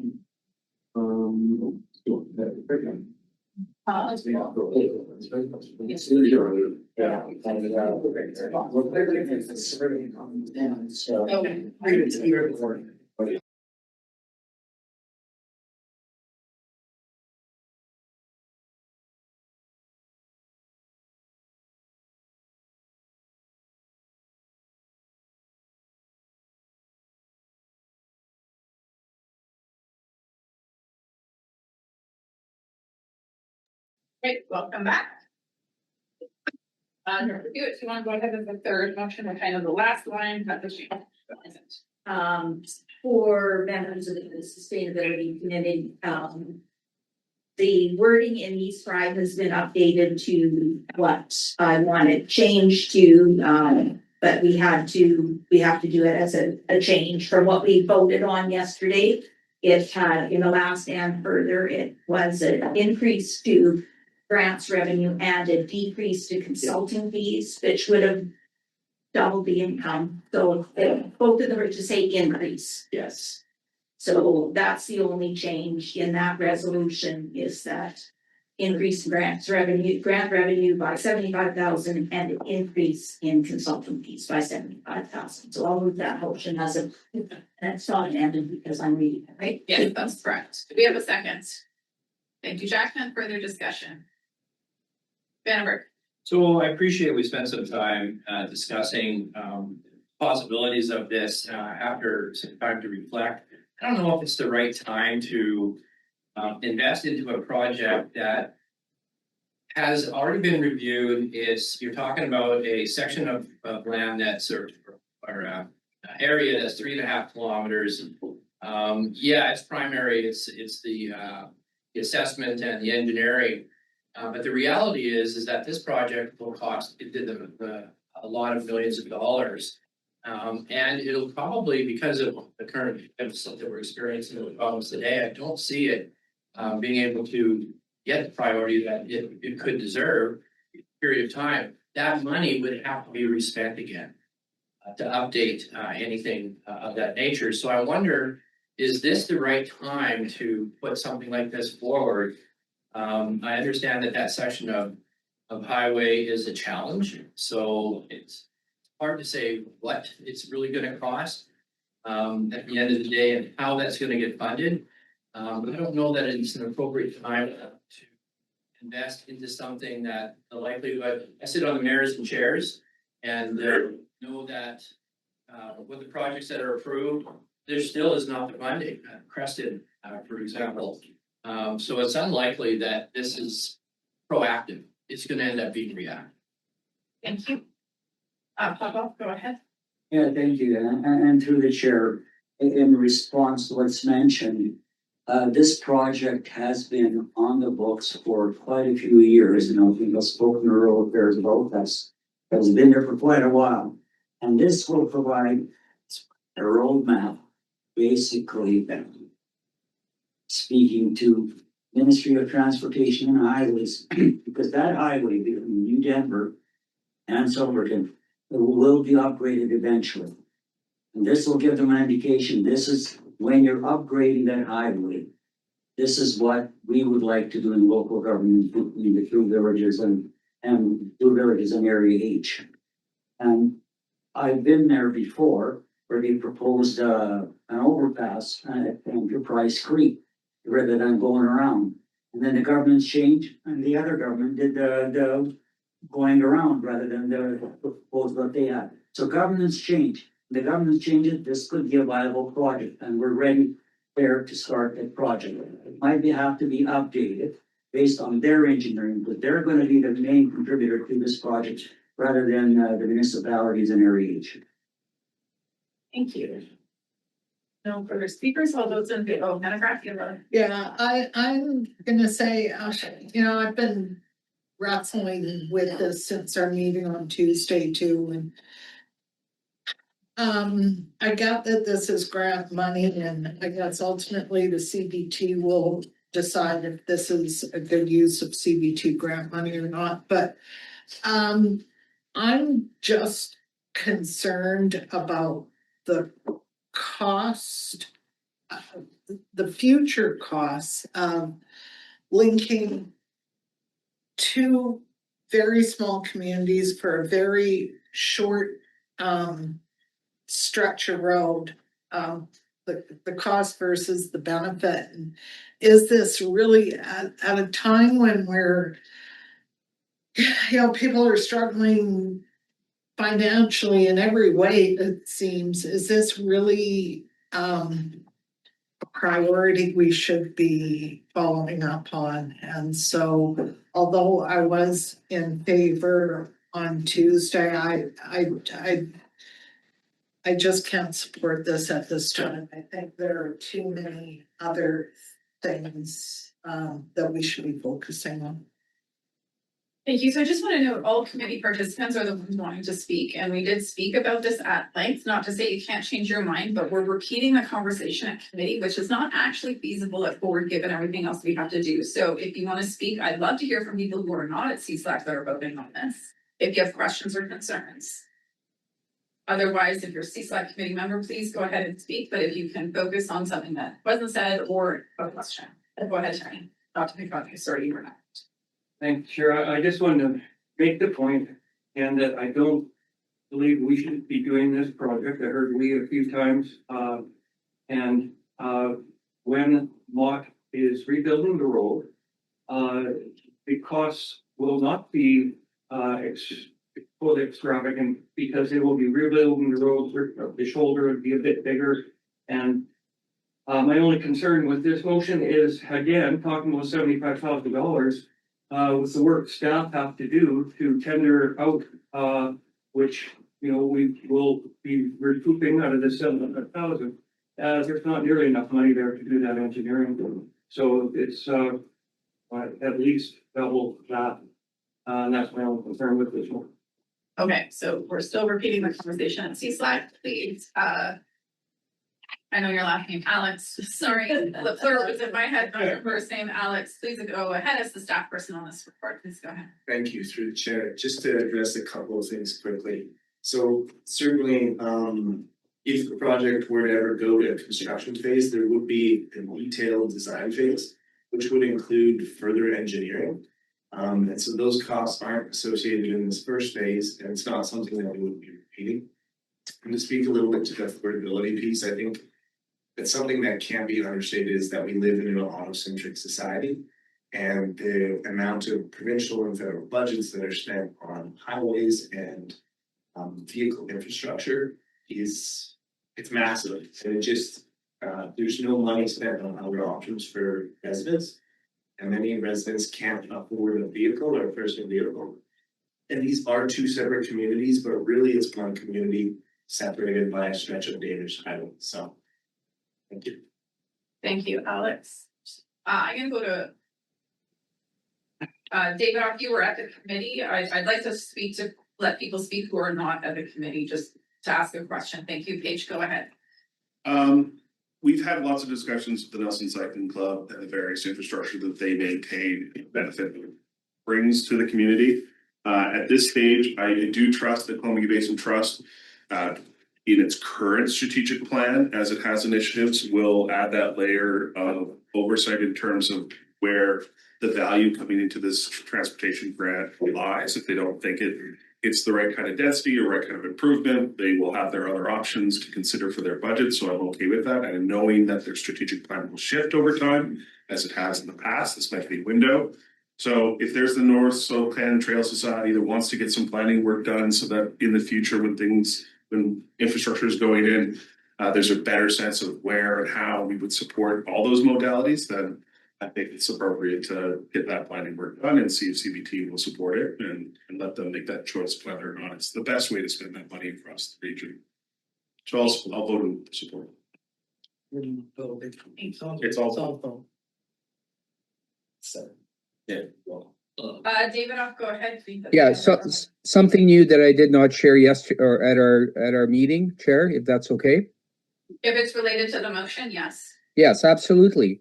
I would like to see CBT spending its money on advocating with the provincial government on not degrading existing active transportation networks. For example, Shore Acres, BC, with seal coating the roadway so that it cannot be used any longer for active transportation purposes. And it's not just there. I just did a podcast with the BC Cycling Coalition, which I will email to all directors on this. It's a concern across the province, but within our basin, CBT has influence over government, and we need to make sure that when we are looking at every single usable paved portion of highway, that there be an active transportation component section of it that's there, a bike lane or something that is repaved and not seal coated. So that is something new. CBT advocating for that. I will be communicating with CBT on behalf of our constituents on this, and I will be emailing you all the podcast of the BC Cycling Coalition Thank you. interview that I did with Peter Ladner. Thank you, Chair. Thank you. Oh. Okay, is there a question not repeating comments from yesterday's meeting or Tuesday's meeting? Seeing none, all those in favor, this is all votes. Those opposed? 1, 2, 3, 4. Are you opposed, David Off? Yep. 5. Okay, recorded. No. Vandenberg's the only one recorded opposed. Thank you very much.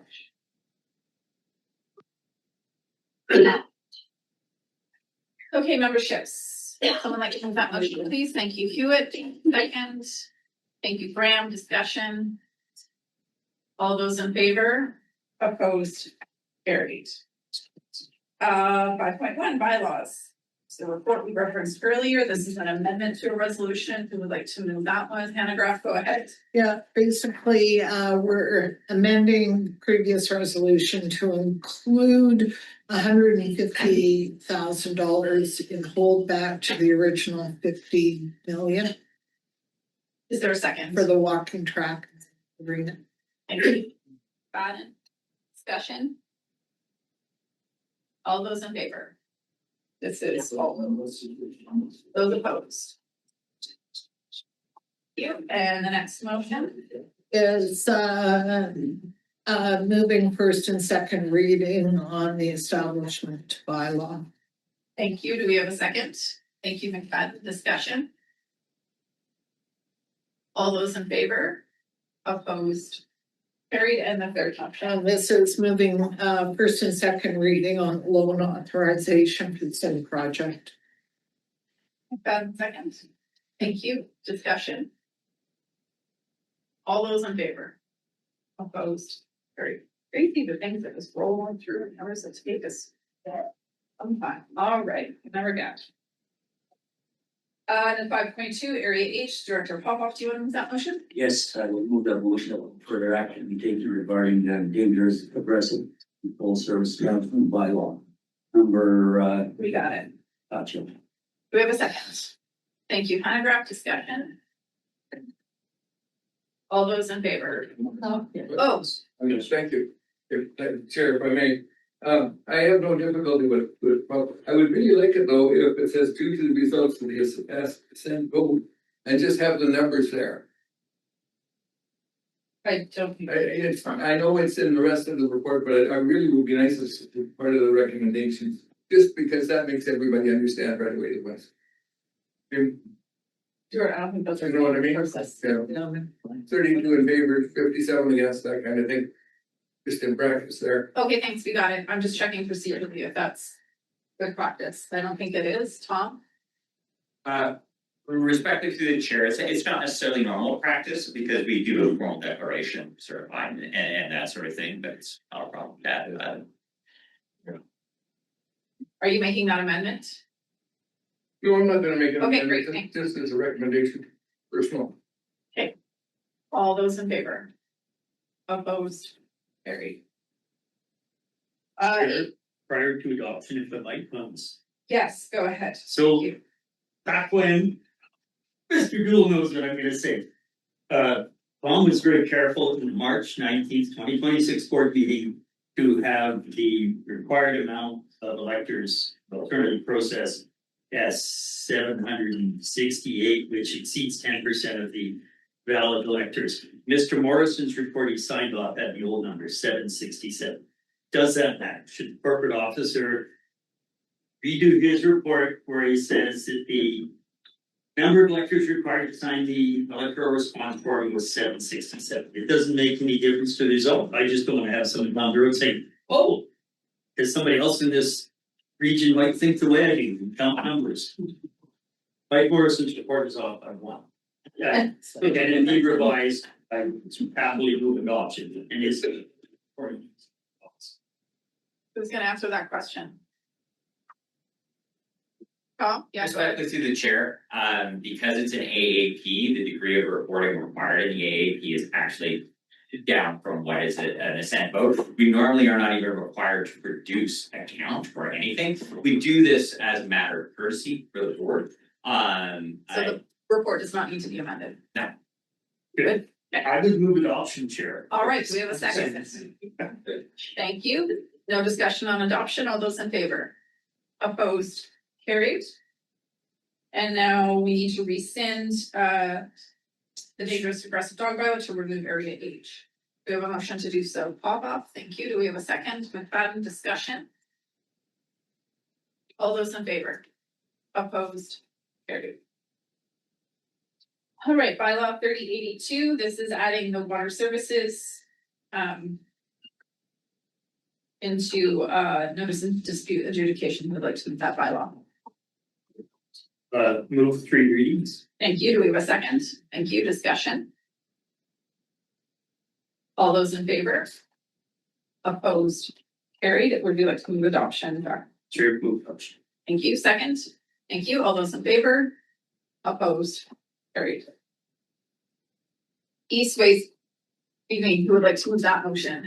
I would move 3 readings. Second. Thank you to Boone. All vote weighted. Discussion. All those in favor? Opposed? Carried. Move adoption. Second. Thank you, Boone. All those in favor? Opposed? Carried. 6.1.1, we have a report, we have a motion. If you'd like to start with questions and or the motion, I would like to amend the motion slightly, but I will drop to the table. You're going to move it? Do we have a second? Tierney second, okay. What I wanted to propose as an amendment is that the first section that the RDCK board received for information, the terms of reference, because this terms of reference actually needs to be adopted by us, making a motion to receive it, I'm a little concerned with. I'd rather have the whole motion minus including receipt. Once it's on our agenda, we've received it. There's no need to move a motion for that. So that would be my proposed amendment. Vandenberg? Second that. Okay, thank you. So the amendment is to remove the first section on the amendment. Jackman? Yeah, I've been thinking about this a bit as well, that maybe we should just be receiving a draft terms of reference, because in my mind, that's all it is. We don't understand all the language or definitions or obligations in this. So to me, the other approach would be called this a draft terms of reference. But I can go either way. So. But I withdraw my amendment and change it to adding draft in. Are you good with that, Vandenberg? Okay, thank you. Okay, so now we're on the main motion with draft as a friendly amendment. Yeah, sure you're on it. All right, discussion on anything else in here. There were a few items I saw missing. Go ahead, Vandenberg. Yeah, I just wanted to touch on for the benefit of those. There's been a lot of conversation around this. There's going to be a lot more, as you've heard, with the alternative water supply. This is not a small item. I think it's to suggest that with acceptance in terms of a motion for the terms of reference in the work plan, it is premature. We haven't even gone through the whole terms of reference yet. As we have discussed, we're going to do as the Crescent Valley directors. We've made some good leadway. One of the things, but we have not got through our, there's a number of questions that were tabled by the directors. We have not gone through all of that. We spent June 11th, a full day, as our chair and vice chair is a part of. We're having great conversation, but I'll just go back to the beginning that I think this is premature as it was standing. I appreciate the amendment because I want to do more work, and we are going to be full day workshops right through to the fall trying to deal with the timeline on this, which I think is quite aggressive, but nevertheless, I'm willing to participate. So thank you for that amendment. Paris, I see you got up. Did you want to add anything or just available? Just really. Okay, thank you. I think it is important to note, it is in the timeline attached, but the CVSC directors and then myself as chair and or vice chair, depending on our availability, will participate in the 5 remaining workshops that are in their schedule. Jackman, go ahead. Yeah, thank you. And then to understand where this will lead, and it's got a lot of great potential. To me, there is maybe a piece that could be added next time the board or anybody looks at this, because we have the draft letters of reference, and then we have really good amount of sort of milestone detail for this working group. In our conversation, we had another piece that was sort of what would the future look like in goals, and I don't see that when I look back through my pre-workshop materials. I didn't see that either. But in the goals, there was that one word co-management, which how does that fit? We have an obligation to listen to our residents and process land use applications, issues, and their wishes on how they use their around their use and enjoyment of land. And with co-management, somehow bring another entity into that. They would not get into that before. Legislate, where would that sit? A lot of big questions. So I'd like to see that kind of future state goals the next time we see this. The other thing, that initiative I participated in for 2 years along with Stan Doyle, cross-border, when we tried to create these tables of interests, and it was American, Canadian thing, but we didn't have a working group try to merge it, because that didn't make sense. It kind of preempted the governance review of all the ideas. So, and I don't think I'm allowed to share it. I almost thought I should try and snip parts. But we had a column of interest from a group and another column of interest of a group. And a lot of them merged. And all we tried to do was not try to reconcile in a working group to come to some form of consensus, which is a decision-making process. All we did is in the center column, highlighted where they were so close. We agreed on wordsmithing that then the interests on either side matched. And the ones that didn't match, we didn't try to match as a working group. This would have 3 columns. The province has interests and goals. Is this related to the motion to receive this information? It is, because we need more information and a different format. Okay. I need the interests of the regional district because we have statutory requirements and laws we abide by. I want to see the interests of the province, whether they agree with ours or not. And I want to see the interests of Indigenous governance. And then, now there'd be a 4th column. If they match without flipping the interest on somebody on the year, that it's close match, say so. But don't try and merge the ideas in the working group. That's the information I want to receive. I want to see the independent interest, because that will focus where the future work has to be done. Because we need to work on our interests first. So I'd like to see that future state presentation, and I'd like to see the interests as independent columns before they're. Go ahead, first. Thank you, through the chair. Just a few points to respond to. I think it's important to understand the scope of the terms of reference in the work plan that's being presented. It is for the breadth of these 6 meetings. So, and the intent is only to have those discussions to get us to a stage where we can make recommendations on which tools are the best tools to use. And we're at this stage, we're now talking about co-management, that if there is a decision that one of the best tools falls within the Water Sustainability Act, then we will be potentially looking at a co-management tool, or there'll be a discussion with Yakinuki and RDCK about provinces decide they don't want to participate, or that there's a local solution, and so then how do we proceed as 2 entities? So at this stage, it's really understanding the problem. That's where we're currently at. What are the current issues? What's the current condition? What are the values that underlie our understanding of conditions and issues? And that's the conversation that we started to have as directors last week. And then moving from that, that's the next conversation that we'll be having as the collective conversations working group. So the 3 parties together is having that understanding of current state. Once we understand the current state, then we'll start to have the future state discussions. And that probably won't be until August or September. And prior to that, we will be able to share the summary of the interest that as we've been able to glean them from the working group. We can share that with the working group, the CPSC working group. And that can help us inform our conversation of the future state of what the RDCK wants to present as ideals for future state. Again, we're not getting into anything binding at this stage, but as a working group coming together with recommendations of what could be the tools based on that understanding of current state, values, and future state. And then from there, there'll be a new terms of reference, there'll be a new entity created about whatever those recommendations are. And that will be a board discussion. Thank you.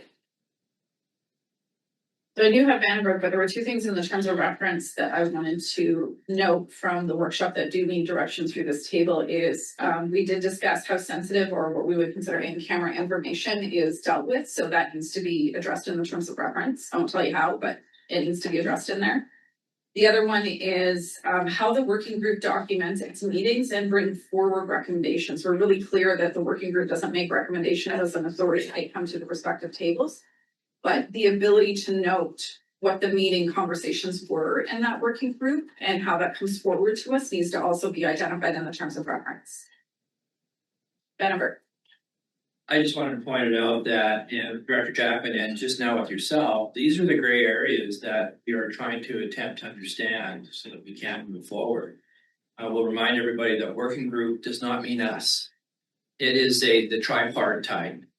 Okay, so that's confusing. The Crescent Valley directors is hopefully providing direction to the staff so that they can participate in these working group meetings. But in order to do that, we have a baseline of stuff that we have to go through to understand. Tools being one of them, co-management one day will come up, and the 2 points that the chair has raised. And I've raised more points in forms of questions that have not been addressed yet. So just a little bit of clarity around this. It's a fun task, but it's complicated. And no, we're not trying to make it complicated. Thank you. Oh, I could read my own name. All those in favor? Opposed? Carried, thank you. The next one is the What We Heard report, which was, thank you, Camille, I saw you come in. Really good report, not that anything was surprising in there, but is there any questions from the directors to Camille? No. How do I spell your name? Say your name. Camille, okay, yeah, making sure. Vandenberg, was that a hand? Yes. Go ahead. So I've had the privilege to work through a lot of the work that staff has done. Excellent job. I love that report. The report's really well done. The report to me is an opportunity though. I would classify it as somewhat optimistic because during the time of collecting that data, people that in public engagement were didn't know what this was about, didn't know where it could go, didn't really have a chance to think through what water really means to them. Collecting that information what you did is good.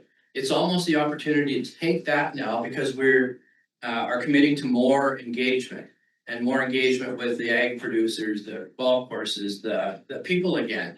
But to have that document now, and then they can think through, oh, these are the things that were said. So then you can really start building on allowing the community to really understand what we're doing.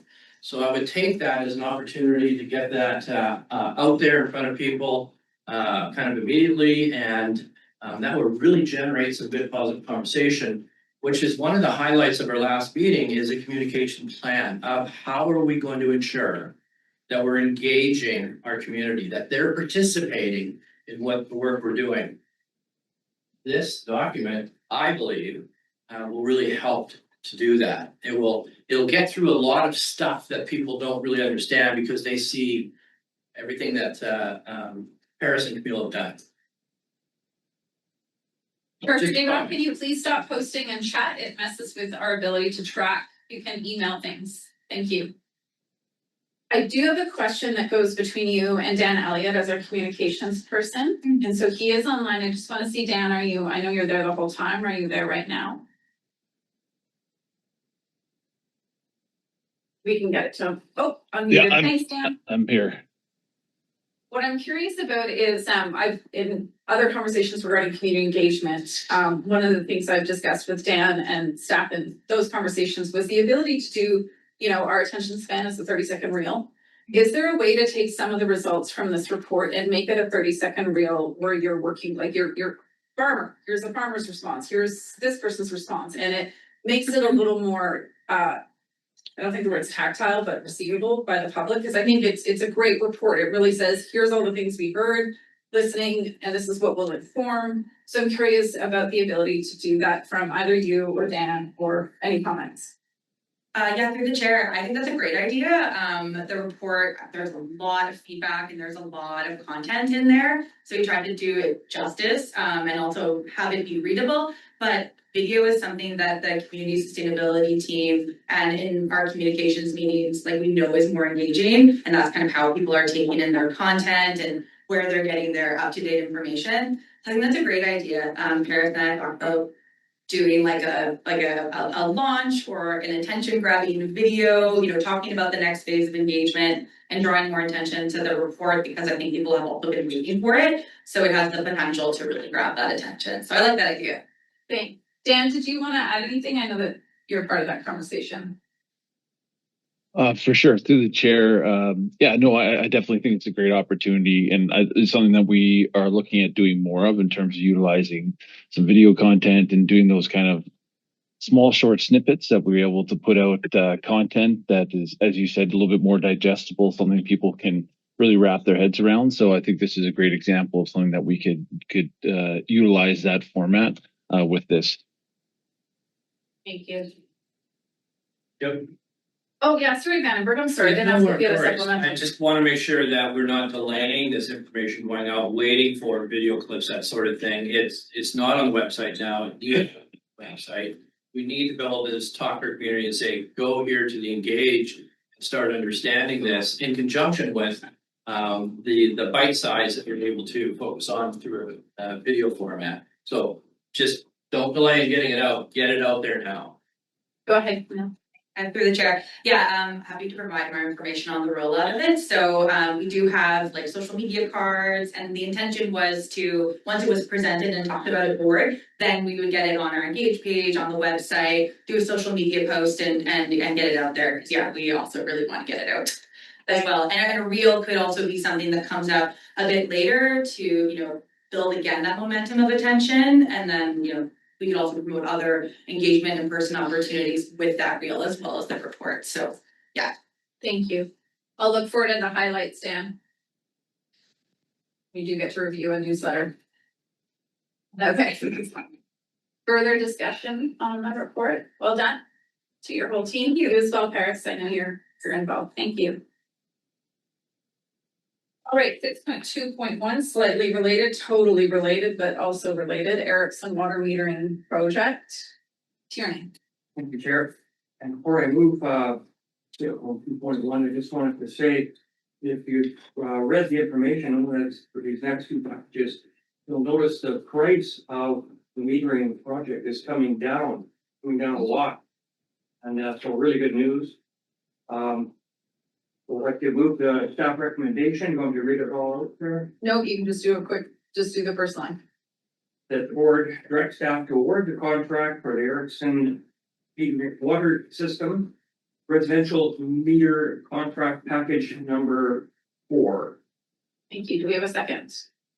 Thank you, Jackman. Discussion. All those in favor? Opposed? Carried. And the next motion. And 6.2.2, the board directs staff to award contract for the Erickson water system residential meter contract package number 5. Thank you. Do we have a second? Thank you, Jackman. Discussion. All those in favor? Opposed? Great. Thank you. 6.2.3, I'm happy to move this motion because they have had half the level of servicing since December. So I'm grateful to see this move forward. I will note we did put community works into the service, so it'll hopefully help balance out this expense. I move that the board award the Marblehead Transfer Station upgrade. Oh, sorry, she has a conflict. Do quickly. All right. Chair, I, Director Hewitt, wish to declare at this time that I'm not entitled to participate in this discussion, the discussion or vote on the next item of business on the agenda, which is item 6.2.3, by reason of the fact that I am employed by Renton Industries and that I wish to leave the meeting at this time and request that the minutes record my leaving the meeting for the reasons stated. Thank you. I knew there was something you had told me about the meeting. We'll just give you a moment. Thank you, Director Hewitt. I will move that the board awards the Marblehead Transfer Station upgrades to Brenton Industry for the noted amounts and details. Do I have a second? Thank you, Graham. Discussion? All those in favor? Opposed? Carried. Director Graham, can you let Dr. Hewitt know we're good?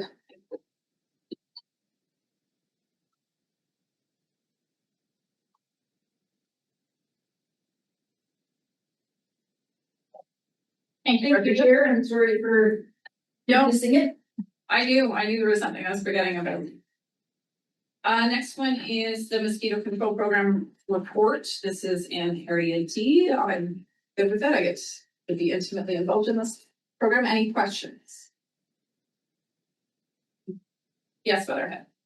I would, to the chair, the drones, that sounds like a really great development. I'm going through this, pleased to see that. It's taken many years. So we currently rely on helicopters, and Uli by all means jump in at a good time.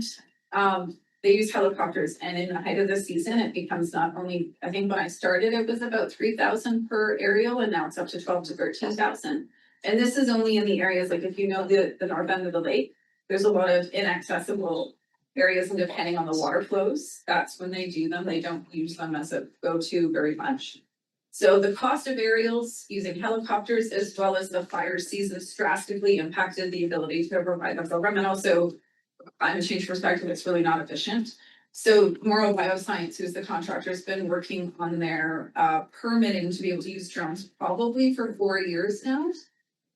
We wrote a letter of support 2 years ago because the language issue on the labeling of the BTI was the main thing that was holding them up from getting a permit from the federal government. So it wasn't about using the drones, it was actually a labeling issue.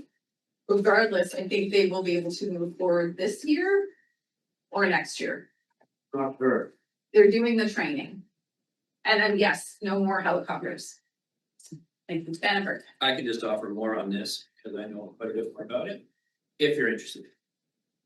That is to say, that it's more than just federal, it's also provincial as well, and the BC legislation has been provided towards the operation of drone pilotry, and in conjunction with the feds, around the chemicals being used. So this next year, we'll see surges of those type of services.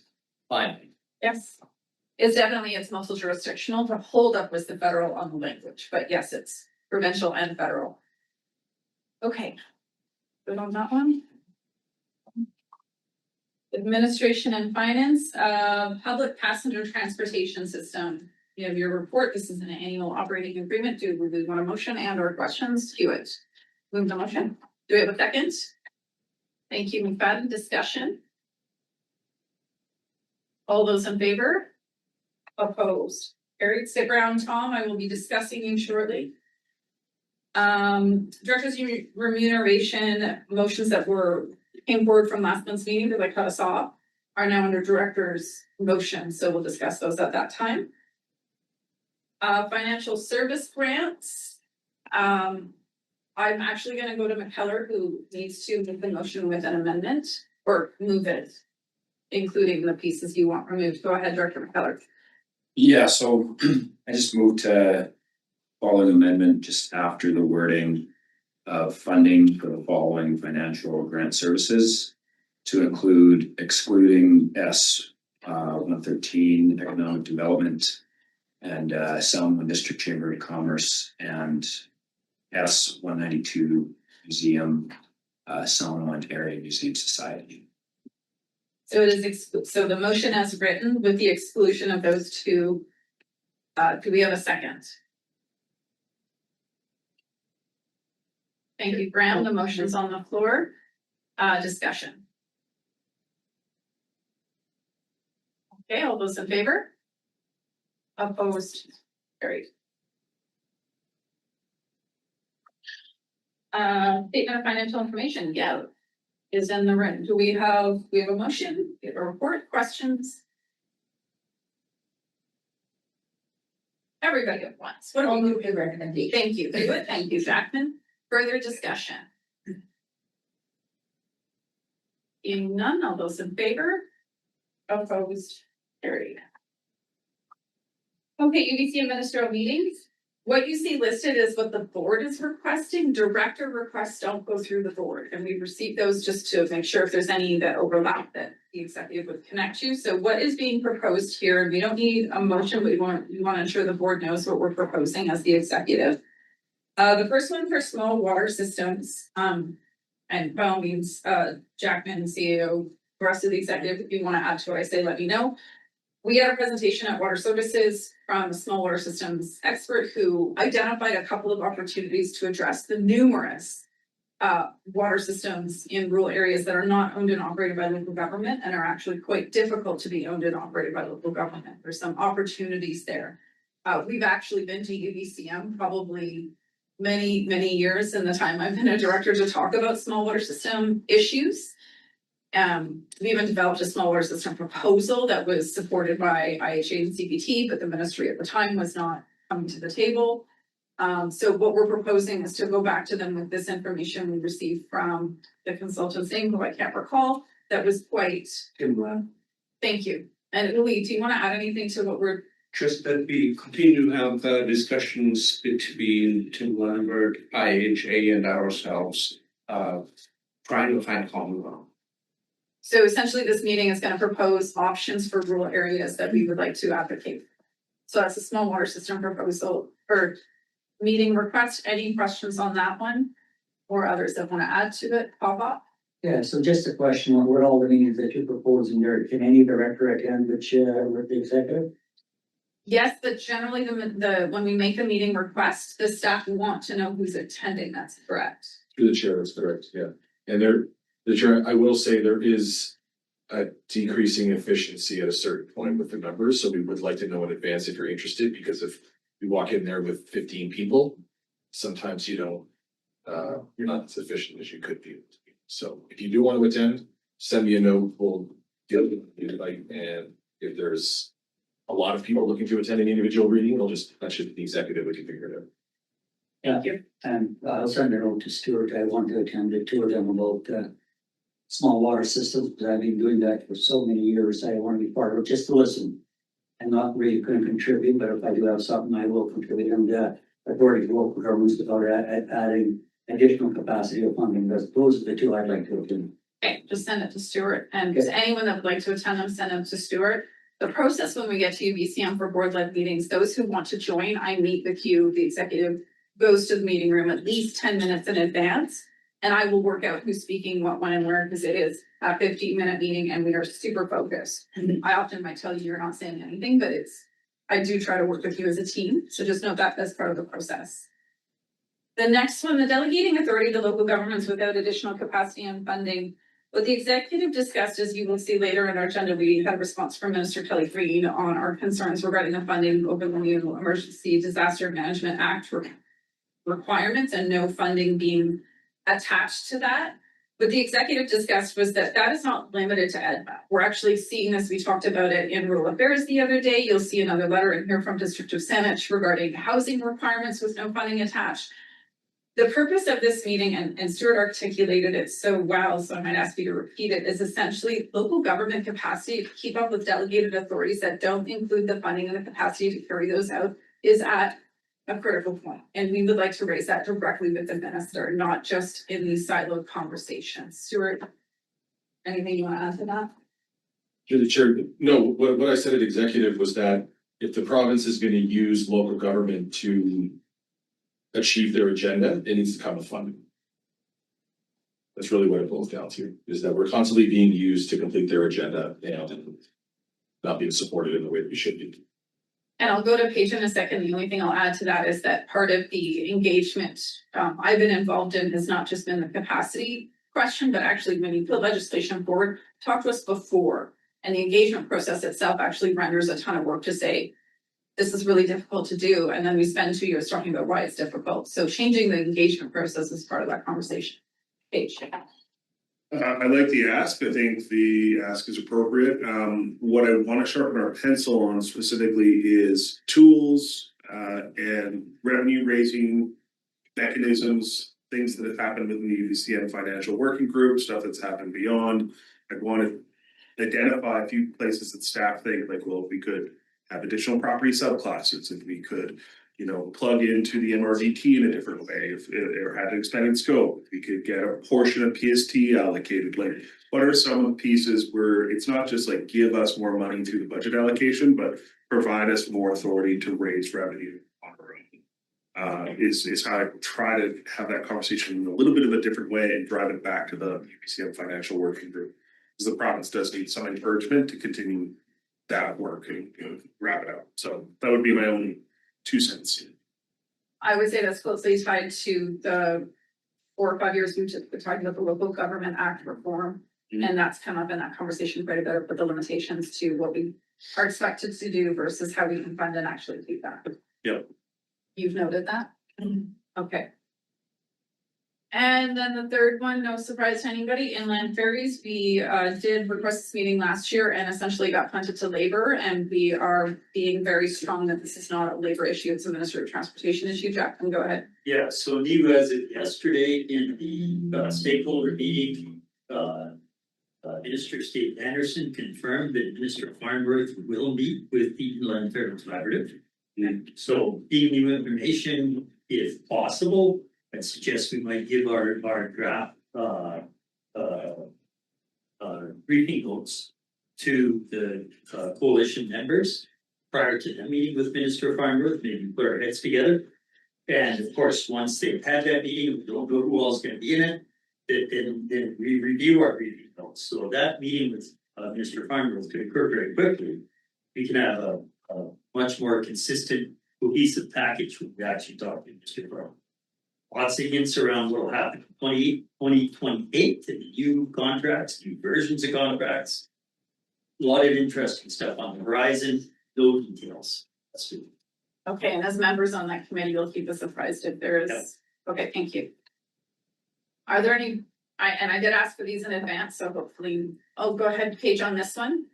I like that we're sharpened and there's getting some increased access on this particular topic, so I agree with the topic. I just want to add in the piece that there's been a lot of advocacy on the federal level, on the coastal communities to try and get more funding for BC ferries writ large. So I do think there's maybe an opportunity to collaborate with local government partners down in that area to demonstrate that this is a fairly transportation in the province is a big picture of the thing. And so if there's going to be application that, you know, some of that should flow to us as well, and those should be there to support increased services. But I think they were arguing about 2 different sides of a problem, but it at its root, it's funding, it's resources, and it's an expectation of what an essential service is and what the service delivery level is. So I just wanted to highlight, because we kind of can be in our own bubble. There's this other application that is overlapping, having it on the coast, and we should find ways we can collaborate.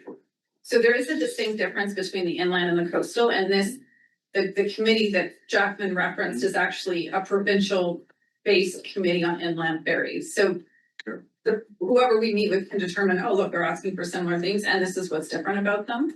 But the Inland Ferry Coalition actually is all across the province, and that's who we would be dovetailing with. If everybody wants more money, I don't think anyone's gonna disagree with that one. Great. So I did ask in advance if there was other board requests you wanted. I did not receive any, so I hope those are not coming from the floor, but check in. Okay.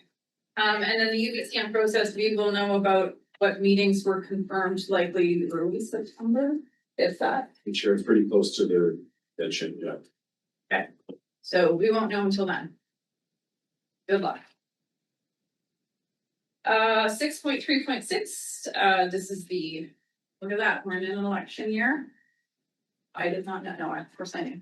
Any questions on this report? All right, thank you. 6.4.1, the local fire smart collective program. I have one question. Jesse is there. Hi, Jesse. Do you want to turn on? Hello. See you. I'll just open up to the floor first to see if there's others that have questions on, there's a shift in the program. Go ahead, Director Graham. Thank you. I've got several fire smart neighborhoods in my area.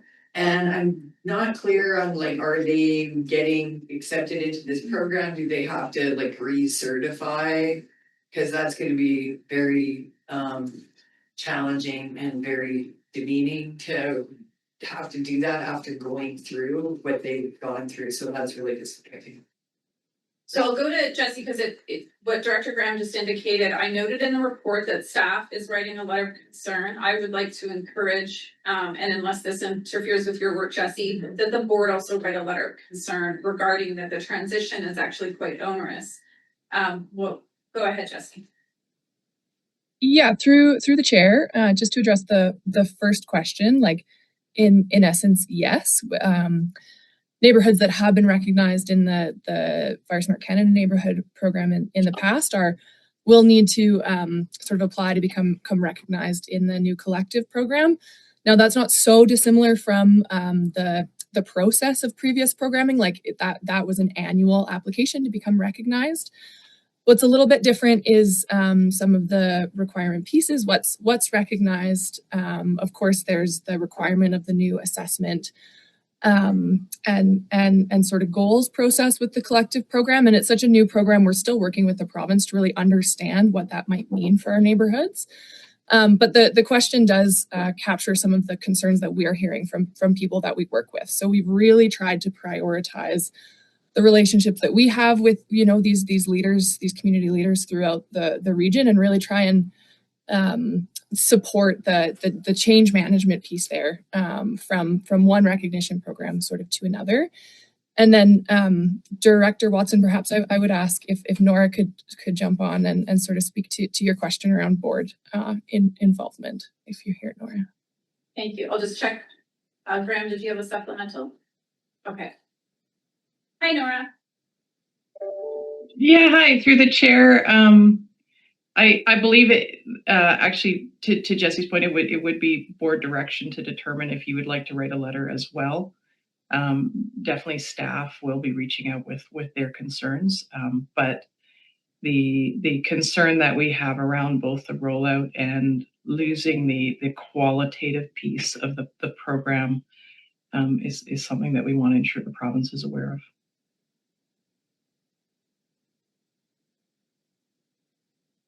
Do you have any comments? Through the chair, this program is at this level, it is so operational and detailed that I think that the staff to staff interaction is probably appropriate and good enough. I think maybe start with the staff to staff, and if there really is no movement and no reception on the concerns, then maybe the board does get involved after that. We can bring that back. Okay, that's actually what I was thinking from what Jesse and Nora said, was that perhaps come back to us if there's increasing or no movement on things and there's impediments to our communities. Okay, further questions on the report or on that topic? Thank you for all your work. I know the community super appreciate it. 6.4.2, you can keep your camera on there, Nora. Temporary access permits. We have a report. We have the amended policy. Do we have questions and are ready for the motion? Motion. Thank you, Hewitt. Do I have a second? Thank you. Discussion. All right, all those in favor? Opposed? Carried. Thanks, Nora. Great work. Discretionary grants. I'd like to move that motion. Thank you, Graham. Second. Thank you, Pendergraft. Discussion. All those in favor? Opposed? Carried. And community development. Thank you, Weatherhead. Second. Thank you, Jackman. Discussion. All those in favor? Opposed? Carried. Ready grant amendment. Selma, Director Keller, do you want to move that? Moved. Yeah. Thank you. Do we have a second? Thank you, Kate. Discussion? All those in favor? Opposed? Carried.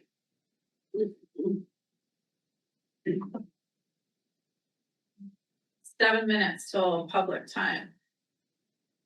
Go for it, Jackman. Do CEO and chair reports. Oh, great. I can do it in 2 minutes.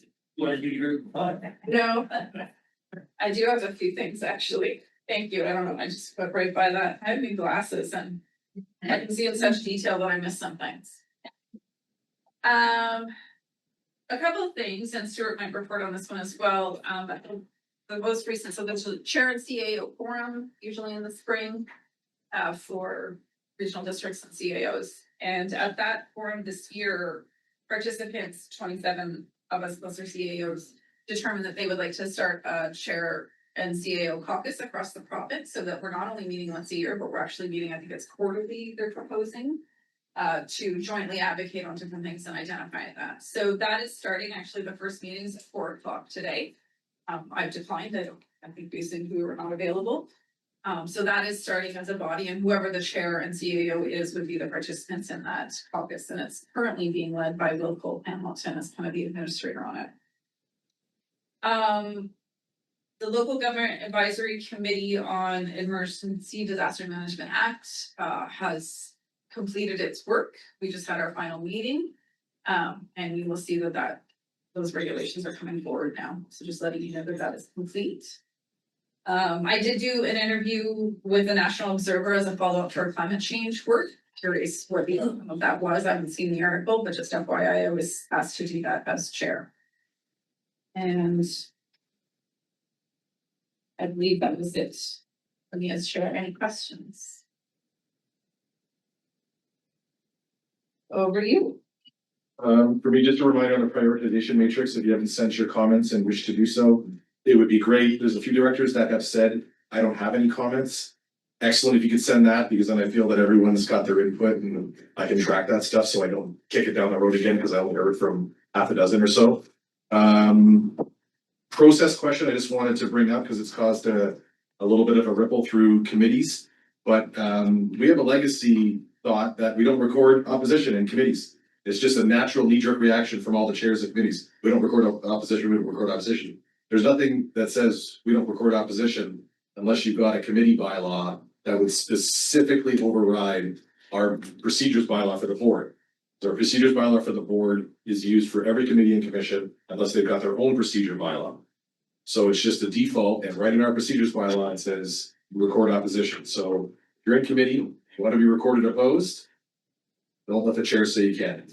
And then the last thing, this week, Julie and I actually met with them, but the UBCM staff do a little bit of a road show where they try to get to a quarter of local governments every spring. So we had Paul Taylor and Brent Felker from UBCM here. So they're visiting all the communities. They're going up the valley yesterday or the day before. They had just come from the city of Nelson when they came to talk to us, which was great timing because we had just had agenda prep where we talked about the board meetings and the advocacy work that this board's doing around ferries, downloading small water systems. So that took up a lot of the conversation. Talked a little bit about community works and the struggles that we're having with the revamped program, but it was a good face-to-face, and I'm glad that they do it. I think it helps them realize who's having similar problems. Because it sounds like the downloading issue, they laugh before I even finish the sentence because they hear it from everybody. Questions for Stuart? There you go. Okay. I'm gonna go to public time because I have 2 announcements I want to make before that anyways, and then, yeah. So first, what I would like to acknowledge is 2 of our staff members who have received awards for their incredible work. Now you're like, oh, that's why. Yeah, what I was.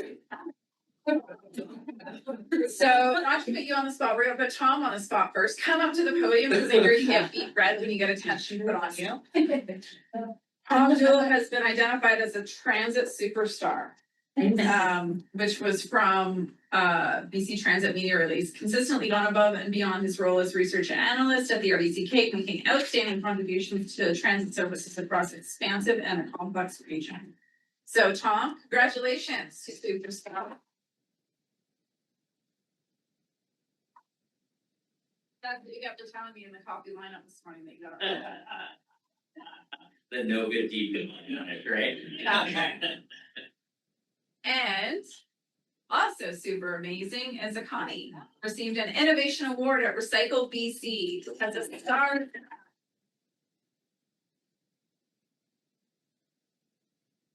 you so much for your work. Recycling is a big deal, probably just as complex as transit. We're grateful to have you guys doing this work. I don't have a write-up on your award, I'm so sorry. Okay, and now I will go to public time. We don't have anybody in the room that I'm not seeing. Is there anybody online who would like to unmute and ask the board a question? Please go ahead. And Storm, I know you're there if you have a question.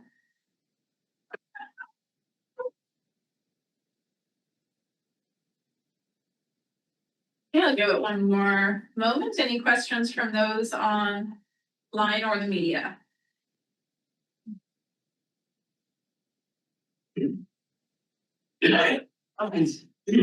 Seeing none. I believe we can do rural affairs. I did just remember though, I am going to the celebration for the Valley Voice on Saturday as the chair. Forgot to mention that. I see Valley Voice there and reminded me of that, so. Celebration on Saturday for local journalism. Go ahead, Director Jackman. We will go to, thanks, Rachel. Not Valley Voice, rural affairs. Go ahead. Rural affairs. Yes. Thank you. Yesterday we yesterday's meeting resulted in 4 recommendations. As always, the Rural Affairs Committee has been delegated authority from the board to receive delegations. Someday I'll find a better way to say that. And we did have delegations on 2 items, 7.2 Gomer and then 7.3 Smith. First recommendation is a cancellation of a no subtitle. I'd like for over age. I'd like to move the corporate officer RDCK be directed to remove the notice on title relating to the property as described. Do we have a second? Thank you, Jennifer. Discussion? All those in favor? Opposed? Carried. Second item, also all vote, as in from item 7.2, this is a development variance permit, Gomer electoral area A. Move the board approve the issuance of the development variance permit under the 26078 to Dave Gomer for the property as described. Second, thank you. Weatherhead, discussion? All those in favor? Opposed? Carried. Third recommendation, all vote as well, arising from item 7.3, subdivision in the agricultural land reserve, Smith area K. These are always long conversations and interesting how unique situations result in us listening to board policy and then coming up with what we feel is the best result for the landlord. In this case, I want to move that the board support regarding the board's support application A2601B for the proposed subdivision in DLR proposed by Jeffrey L. Smith for the property as described. Thank you. Do we have a second? Thank you. Weatherhead, discussion? All those in favor? Opposed? Carried. The fourth one, item 9.1, we had a discussion at the request of Director Grant on rural encampments. This was our plus conversation, deep topic, long discussion, very complex issue. So it's hard to know how on the surface of this will come across to the board as a whole. I'm just going to read it as is. There's a whole hour plus of discussion behind this. I move the board directs staff to prepare a report outlining the RDCK's potential response options related to homelessness in the rural electoral areas. And further, to bring this report back to the Rural Affairs Committee for discussion. Second, thank you, Graham.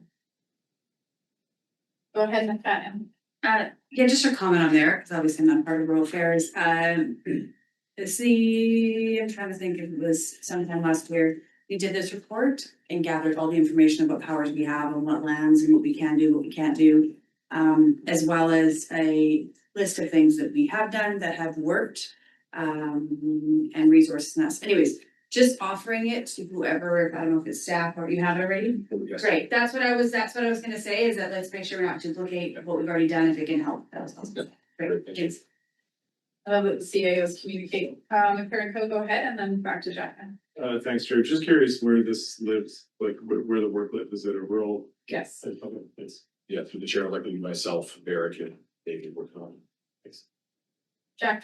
Yeah, I think through the conversation, we had many members saying, well, of course, there's been this court precedence identified as of 2 weeks ago. This has come up, that's come up. What we heard 3-4 years ago from the province in my mind was, well, stand by. We have a new rollout of how compliance enforcement will work together with social services. All the stuff you've done and our staff are aware, and I think they're just gonna summarize it all. We're just gonna see a really cohesive summary of what's in our lane and what we need to keep our eyes open for. And I would welcome that, because it's just been a swirling mess of people trying to get ahead and we'll figure it out. So it'll be a summary. Thank you. And we did add, part of the discussion was adding in what we would specifically like out of it, and one of the biggest pieces was jurisdiction, which is quite different from, like, very helpful. So I think built it, but the fact that this is crown land, how do we, so those are the questions. Graham, go ahead as the one who put this together. Yeah, thank you. So through the chair, so I think this will help directors, like as rural directors, residents come to us. So we don't really have anything. So having a report would be something that we have, because we don't have a city council, we don't have anybody except for this board. But it just would be helpful, I think, for all of us to get a clear understanding and really just, this is to help our residents who are like dealing with this directly. Got it. Good, just wanna make sure to know the first time. Yeah. Not to open up a can of worms, and I'm sure you had this discussion yesterday. This is a much bigger conversation over advocacy we need to be having in our social system. Someone who's been a part of that system for a very long time is not working. What we're doing is not working, and we need to have a major overhaul of what we're doing within that system that actually is a true solution. So I'll leave it. And happy to note that was the bulk of the conversation. Well, we don't record the committee meetings, RDCK Observer does, and if anyone wants to go back and see the hour-plus conversation, it was invigorating. That's the word I'll use. Okay, all those in favor? Opposed? Carried. I'm actually gonna propose that we break for lunch now. I do see that we have purpose motions, but I can anticipate a few of them taking longer than 10 minutes, so. Here, I want to withdraw my motion due to what happened yesterday. Okay. Change, so it's been dealt with, so I want to make a withdrawal for 8.1. We just don't move it. Thank you. So why don't we go ahead with 8.2, the call, Director Popoff. Oh, 8.2, okay, so. Slocan Valley TV Society, that the board directs staff to prepare a report outlining the process for reducing taxation area. And that taxation area be the area for fire halls, pastoral and personality fire protection area. And is there a second on that motion? Thank you, Motherhead. Discussion. And just further on that, I did attend the AGM that they had where they requested that we do that. And I did ask a couple of questions is, can we continue providing the service that they want? And the response was no. And I asked them, would they consider exploring that? The answer was no. And that was the end of that. That's why the resolution to reduce the service. Okay, thank you. So this will land on the work plan in the appropriate location. Thank you. All those in favor? Opposed? Carried. Now I'm gonna say we break for lunch. I feel like remuneration will be a bigger conversation, and I don't want to feel pressured to move us through that. If I learned anything from the last time we talked about this, we need some time. So break for lunch. See you at 10 to 1. Good. All right.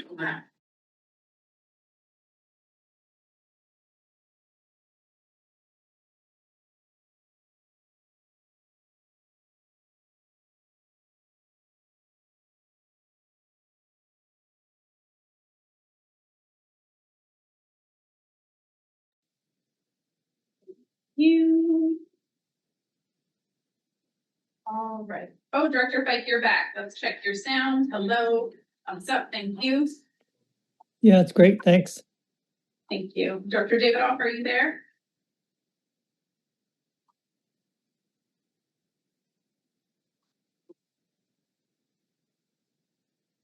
Director Lund, who else are we missing? Hewitt's in a meeting. Lund, does anyone know where Director Lund is? Oh, she had. She Is was she just doing a leaving? personal thing at lunch and she'll be back. Okay, so she's not here. Okay. It's not quite one Hewitt's in o'clock. an FCM meeting. Oh, yeah, right from the door. Okay.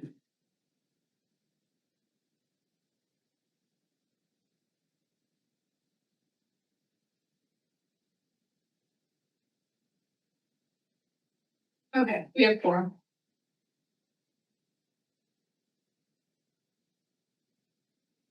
Okay, so we are on item 8.3. And Dr. Popoff had a motion for director's remuneration to be considered. Dr. Popoff, you can go ahead. I'll read the motion now that the board approve the chairs standing committees only receive their chair stipend in the months which the chair presides over a meeting effectively January 1st, 2027. If I get a seconder for that, I'd like to speak for that, or do you want me to start? No, we'll second it, get it on the floor. It's on the floor. Go ahead and speak to it. Okay, so I did a little bit of research on there. And when I take a look at it, the East Resource, all the committee chairs get a yearly stipend. Some committees only meet 4 times a year. Others only have 6 meetings a year, and some have 12 meetings a year. So, but they get a yearly stipend every month for it. So my resolution is to provide standing committees only their choice, their stipend in the months which the chair presides over a meeting effective January 1st, 2027. And the reasoning for that, these funds are to cover, but not limited to, attendance at agenda prep meetings and consultation with directors and staff as deemed necessary. And in the months that they don't have a meeting, they don't need to do that. In the months that they have a meeting, that's when they do that, and that's what the purpose of the resolution is. And when you take a look, it's a cost savings on our budget at around $16,000. That's based on 2026 monthly costs that we have. So in 2027, there'll be a CPI increase. It'll probably be increasing more than 16 or to save, it'll be more than $17,000 savings. Okay, we have a speakers list, Hannah Graff and Jackman. Go ahead, Hannah Graff. Yeah, just on behalf of the committee, we did receive this as a suggestion through the surveys. And our discussion was around that, there are things that happen on months that meetings don't happen that the chair has to deal with or educate themselves on or be aware of what's going on with whatever the subject matter is, which is why we didn't proceed with this notion. Thank you.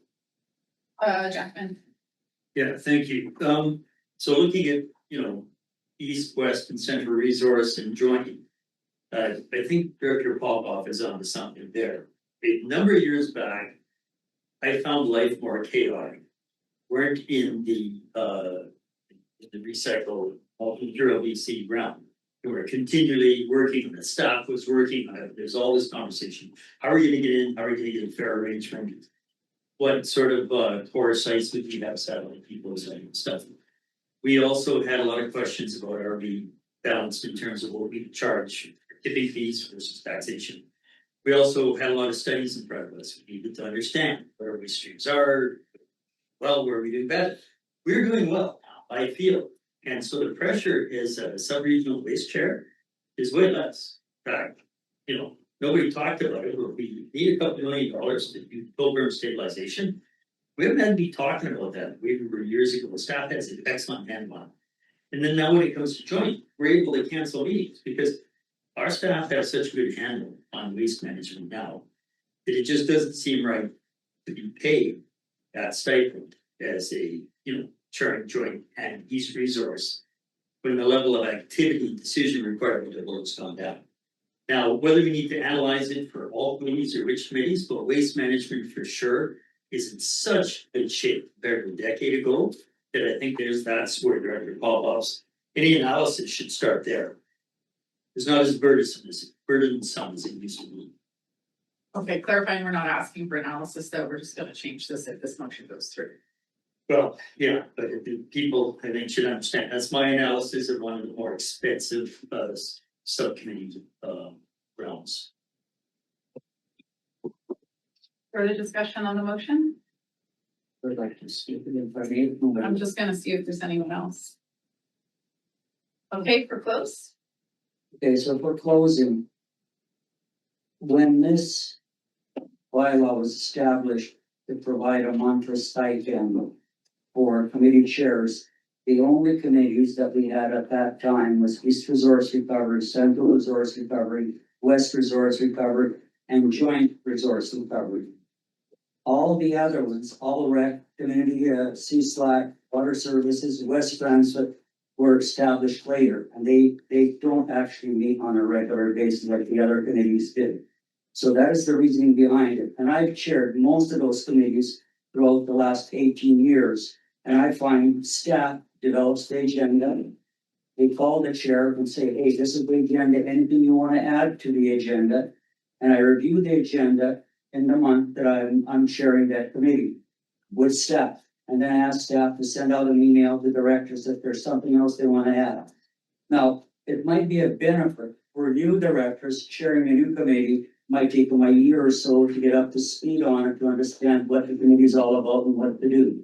But once they're up to speed, there is no need to pay a stipend in the month if they don't chair a meeting. In that month, if they chair a meeting, they could cover it all in that particular month.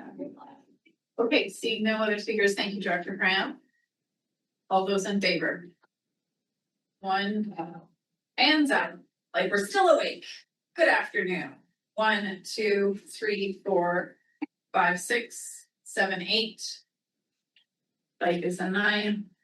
Those opposed. So knowing if your hand went up, didn't go up, you're in favor. So we have 2, 3, 4 opposed.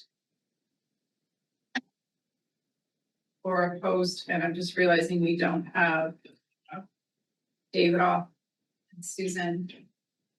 That's 18, so the motion passes. All right, McLaren, go ahead.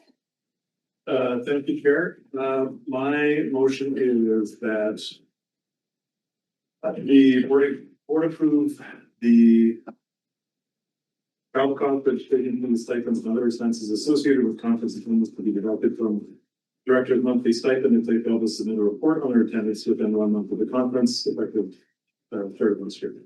There a second? Paige, thank you. It's on the floor. Do you want to speak to it? Sure. The intent behind that motion is to provide value both to the board, to the regional district and the public at large for conference attendance. You can see by my next motion that I'm not against investing in the work that we do here, but I think it's important that we provide tangible value for the investment of those tax dollars. Since I've submitted that motion, I'm happy to, like 1 month is a bit tight, so I'm happy to change that as a friendly amendment if anybody wants to suggest that. And I think also it would be reasonable to ask of staff to provide some kind of fillable form or something that makes it very, very easy to file a report, like make this as easy as possible. I just want to provide value. Like if we're going to invest $2,000, $3,000, $4,000, $5,000 in sending people to conferences, that we know that it is actually an investment and that we can prove it to the public. Thank you. I got Weatherhead, and I got Paige and Popoff. Weatherhead. Thank you, through the chair. I actually find this idea punitive to begin with. I feel that, when I was, newly elected, I just could not recall,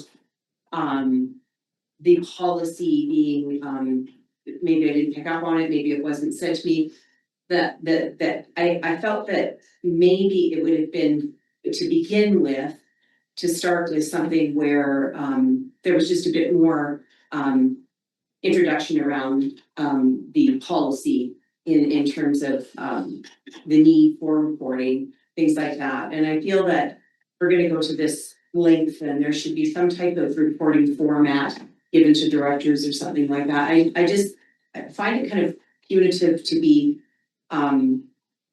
penalized. It's an odd way to look at it, I feel. So for that reason, I'm not voting in favor of it. Thank you. Clarification, there's currently no policy in place around this. Okay. I'll add results to the list. Paragraph. So I think I need to say that the committee struggled quite a bit with the fact that only 6 out of 20 directors actually gave feedback. And so the most we had on any subject was 2 to 3. I'm not sure what that means, but it was either two or 3, not 2.5, I'm sure. So, when people aren't asking for increases in remuneration, particularly given our current economic climate, we just sort of said, okay, we're not. 6 out of 20 said something, and nobody really said we're struggling with what we're getting paid. So we said, okay, we're not looking at wage increases or pay increases, however you want to capture it. So when we discussed this, and I want to be clear, we discussed everything that was put to us. Not everything resulted in a recommendation to the board, but everything was discussed, considered, investigated. With this one, we were told that there is an expectation that when people attend conferences, they provide some sort of a report. That was news to me. I'm not opposed to the notion. I think accountability is appropriate, and I like the idea of having something, because some people will write the great Canadian novel and other people will be less wordy. So I think, something fillable, that all works.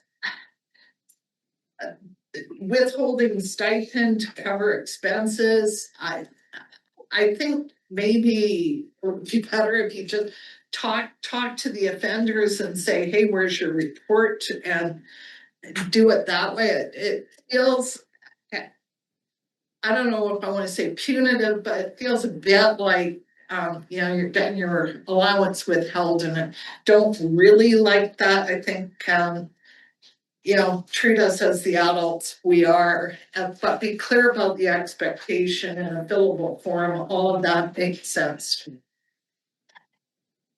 H. I would like to suggest an adjustment to it. I will send that wording around to you all now.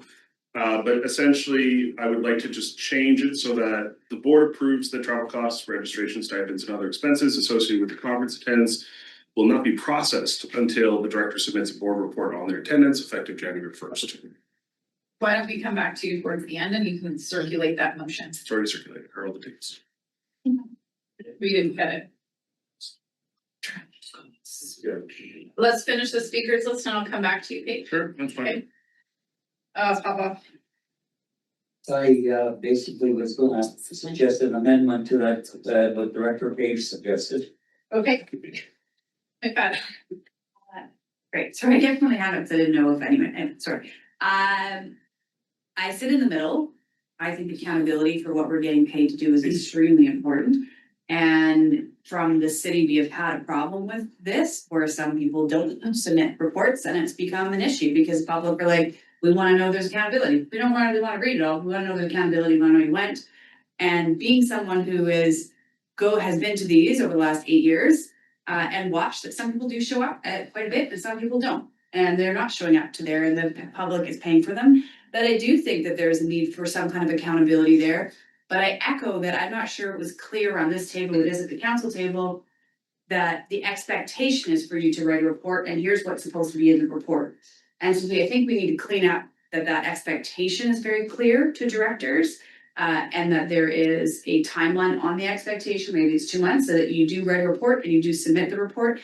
The logistics of this, because most of this gets paid beforehand, like becomes quite challenging, and whether or not it's the right mechanism to make sure that happens, I would rather see accountability somewhere in a policy saying that if you are going to these, the expectation for you as a director is to do X, Y, Z, here's what it looks like, and evaluate it and see if that corrects the problem, specifically with the executive then having the power to go to directors and saying, hey, just letting you know, this is our policy and you haven't submitted it, reminding you to submit it. Because that will probably solve most of the problem around the table if there's accountability piece attached to it. So I don't know, that's my thoughts. I echo that I think we need some things because there should be an expectation, but I'm not sure it's clear right now of what that expectation is. Thank you. So I'm going to, can you put Cunningham on this, please?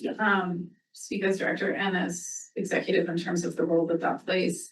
So as director, I don't work for the RDCK. I work for the public. I would never expect the RDCK to create a template for me that tells me what I need to report on. I talk to my residents, and when I write my short novels, which I have another one on this agenda, I recently asked them, how do you want me to engage you? Because no one reads them.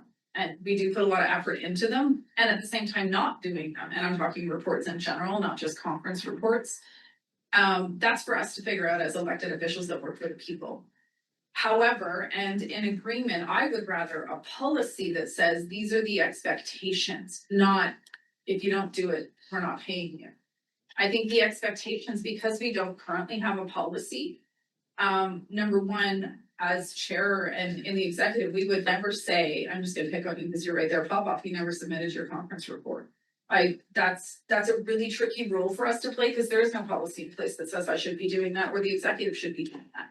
It's really, we have to remember that the people that elected you are your bosses, not me. I'm not your boss. I actually work for you.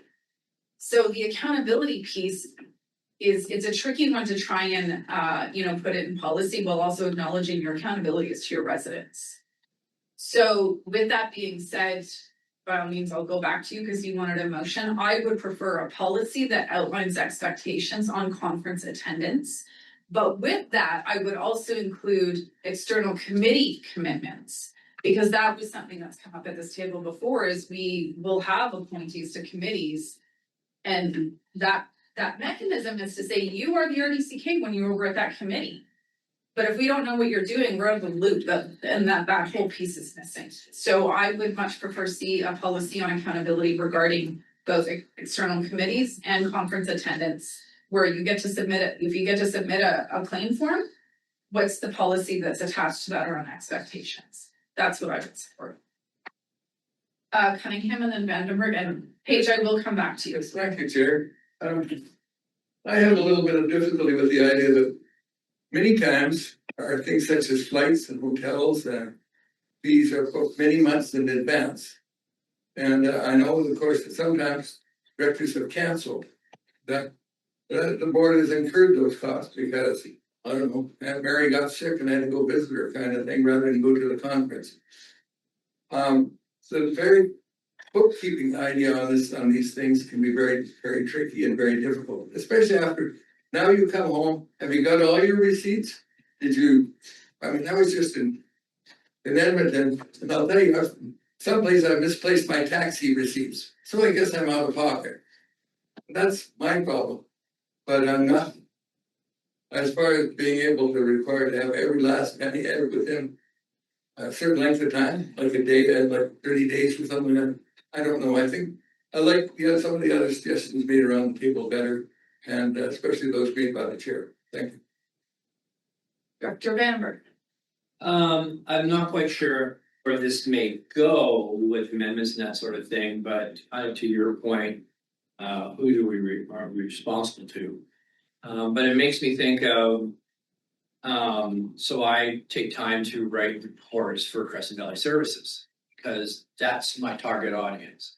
And so is that getting off in the woods now? Should that be a consideration? It may not be specifically a report to the board per se, but it is certainly talking to my constituents using a different vehicle. So based on the motion on the floor, that's outside of the Yep. scope. But it it's, may be changing. if we move to a policy format, I think that would be part of the consideration around how is reporting done and things like that. Okay, so I just wanted to throw that out there. Okay. Graham? Thank you. So through the chair, and I had actually emailed this to Chair Watson, was a suggestion that following a conference on the agenda, the public agenda, that we have a list of the people that attended. And that way it's clear to the public who went. Because, somebody must have went to AKBLG this year, but I was looking to see if there was any reports. And I didn't see any, maybe there was a couple, I don't know, but it didn't seem like so I wouldn't know, as the public, so this was a suggestion that I had made. That may help with accountability in terms of that, when you see on the next agenda, those were the people that went to the conference last month, and now it's on the public agenda. Maybe that would help inspire us to remember to submit our reports. So Paige, I'm gonna circle back to you. I do think we're talking more policy on overall reporting, however, floor source. Yeah, well, I've circulated the motion thinking about how we operationalize something like this, and I like we could have more conversations around policy development. I think we've already committed to a larger governance body of work over the coming years, and so I don't necessarily want to say this is just because it's come up today, we now develop this policy. What I think is operationalizing is that you would need to submit your report or have submitted your report or met the obligation to submit your report before you would get paid out.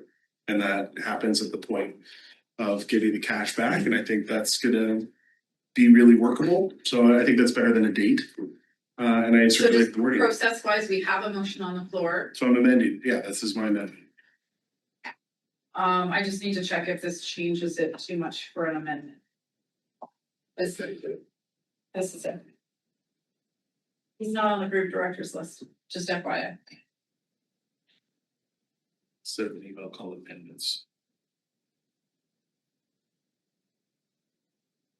So it's essentially changing it from, Yeah, through the chair, it does change the intent of the motion because it's no longer about paying it back, it's just a delay of the actual receipt. It's like a change the intent.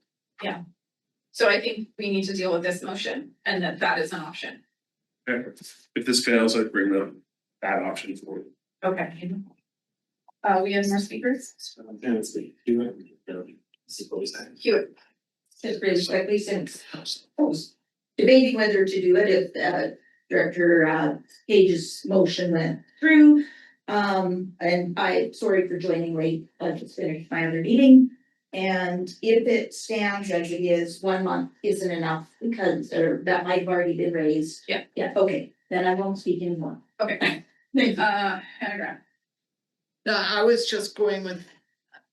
So the concern is registration, travel. Oh, a lot of that is paid directly by the RDCK. We don't expense for that.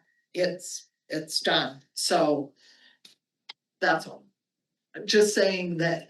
It incurs extra staff time to be able to change how we actually do these registrations. Yeah. Yes. Yeah.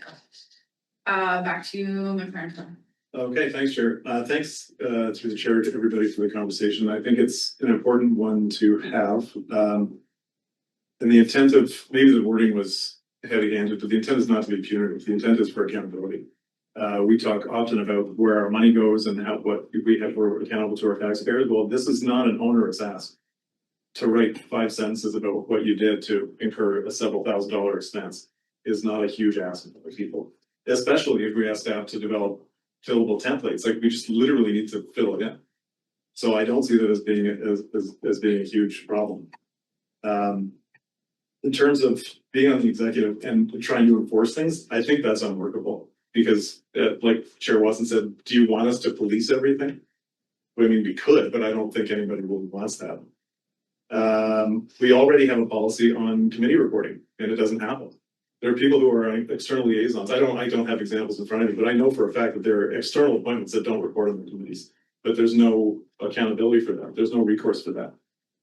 So there's no rush for this either. I mean, if people want to defeat it, that's fine. It's the will of the table, but we can refer this to staff to develop a policy, which I think is ultimately the goal of enshrining some accountability in policy. And again, this is for future. This and the next motion and the previous motion are about future boards, not about us. So if there's clarity around what the expectations are, if we can get staff to develop a policy that comes back to us for approval and amendment, I think that's a good way to go. I'm happy to refer this. I'm sorry, procedurally, I would not refer this motion because what you're saying is, if you refer this motion, we're just gonna talk about it again. If you want to change the intent and develop a policy, draw the motion and make that motion. Or see if this gets defeated. No, I appreciate that. I'll withdraw that motion and then move to develop a policy. You support that? Were you the second? I think we can just move the other motion. That's still a possibility. We're focused on the motion on the floor right now. Yeah, that's fine with withdrawing. Okay, motion's been withdrawn. Hold it. Were you the second? Yeah, it was. So I'd like to move the other motion that I circulated. I think you can still develop a policy, but I think this makes a linkage. There are expenses that I think, okay. If you're moving a motion, there's a process behind that. And if you want to include a policy, you gotta include that in the motion. There's no direction to staff out of this if there's no policy mentioned. So if you want to move a motion that states that as well as a policy, include that in the motion. Otherwise, staff won't do anything. Thank you. So is that what you're doing? I don't want to include a policy at this time. I Okay. just want to move the motion as I've circulated. And can you read it just for those? That the board directs staff that travel costs, registration fees, stipends, and other expenses associated with the conference attendance will not be processed until the director submits a board report on their attendance effective January 1st. Is there a second? Second. Okay, on that motion. Jackman, Doesn't quite fit because travel costs will be processed regardless. You can pay the airline, you can pay the hotel, you can pay that. So the costs to which the director would normally be entitled will not be processed until after. They're not travel costs in general. Registration fees, that's paid. Friendly amendment? we're gonna go with the speakers list. Hannah Graff. Yeah, I agree. Travel costs and registration fees and including hotels are typically paid ahead of time by the RDCK. I would not want to see directors around this table out of pocket for months on end because of this. So I would propose what I think is a friendly amendment that delete travel costs and registration fees. Leave in stipends and other expenses associated with conference attendance. And I think that. If you're proposing that as amendment, just pause. Are you taking that as a friendly amendment? Yep. Who was the seconder on that? Okay, so friendly amendment is to remove travel costs and registration fees, and you got that? Stuart needs to speak to it, go ahead. That the board directs staff that reimbursable costs associated with conference attendance will not be processed. That works too. Yeah. That's even friendlier. Yeah. Does Angela have that?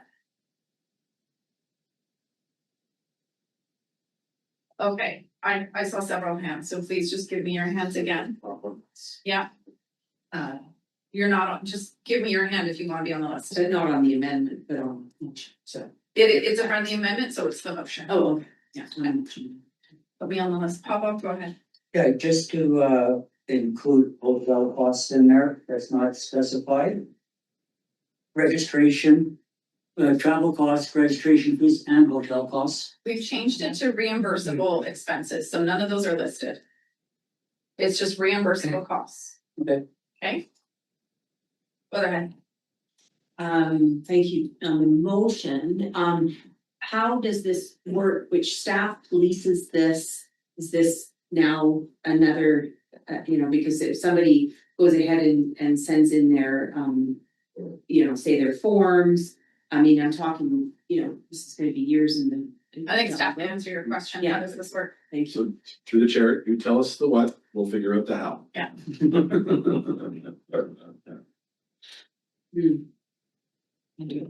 Hewitt, don't be shy about your hand, just put it up. I would just wait until you were looking for it. Okay, Hewitt, go ahead. I wonder if, so that staff has less work of tracking that the director's report must accompany their expense claim form, so there's no submitting the form and then waiting 2-3 months for that to be, the report to be submitted, and then staff has to track, okay, we got this form, we're sitting on it. I just see that as a simple way to tie the two together Okay. and simplify things. Glenn. Oh, it's already me. I go to the end. I I'm was on the gonna, list, yeah, but I was go to gonna the end. say, this is sort of an internal policy for myself. But I think I'm probably the worst in terms of timelines because I submit at the end. So I think I'm in favor of this in general, but I also am very much in favor of a policy because so that we're all on the same page as well. Okay, as a final speaker, I'm going to speak in opposition to this because I think it's premature to a policy that actually gives us direction on how we report. I think the policy should come first, see how that works, and then out of that, if it's not functioning or you need to police people, then we get into repercussions for not reporting. So I will vote in opposition to this. All right, all those in favor? Are you in favor? You're gonna. Well, I was just gonna ask, can we get that email to us so we can see what it says actually? The motion says it was emailed to us and then Stuart made, we accepted a friendly amendment that the board directs staff. I am person. Can you read it out, Angela? That board directs staff that reimbursable costs associated with conference attendance will not be processed under the director until the director submits a board report on their attendance effective January 1st, 2027. I would recommend a director's report instead of a board report. It does say director's report, doesn't it? Oh, no. It says board. Yeah, it's a director's report. Okay. Catch that, Ange. Thank you. Okay, all those in favor? Well, Chair, excuse me, Chair. You've just put your name on the list now? I did before you called the vote, yep. No, I just want to go ahead. Yeah, I just wonder why this isn't effective immediately because we've got a conference coming up in September. Because remuneration changes to the bylaw affect the following term. Okay, thank you, Chair. Jackman. Oh, to vote? Yeah, I'm just gonna call your names. Opposed. Tierney. Opposed. Vandenberg. Opposed. I'm opposed. Graham. In favor. Newell. Newell's not here. Cunningham. Opposed. Popoff. In favor? Davidoff.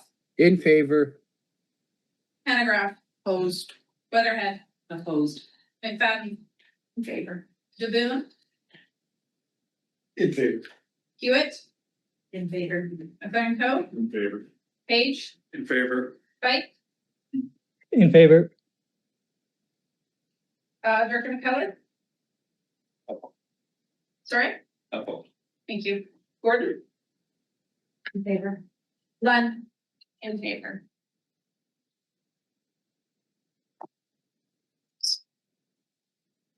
$11. But we only have 19 participants. It's the only to.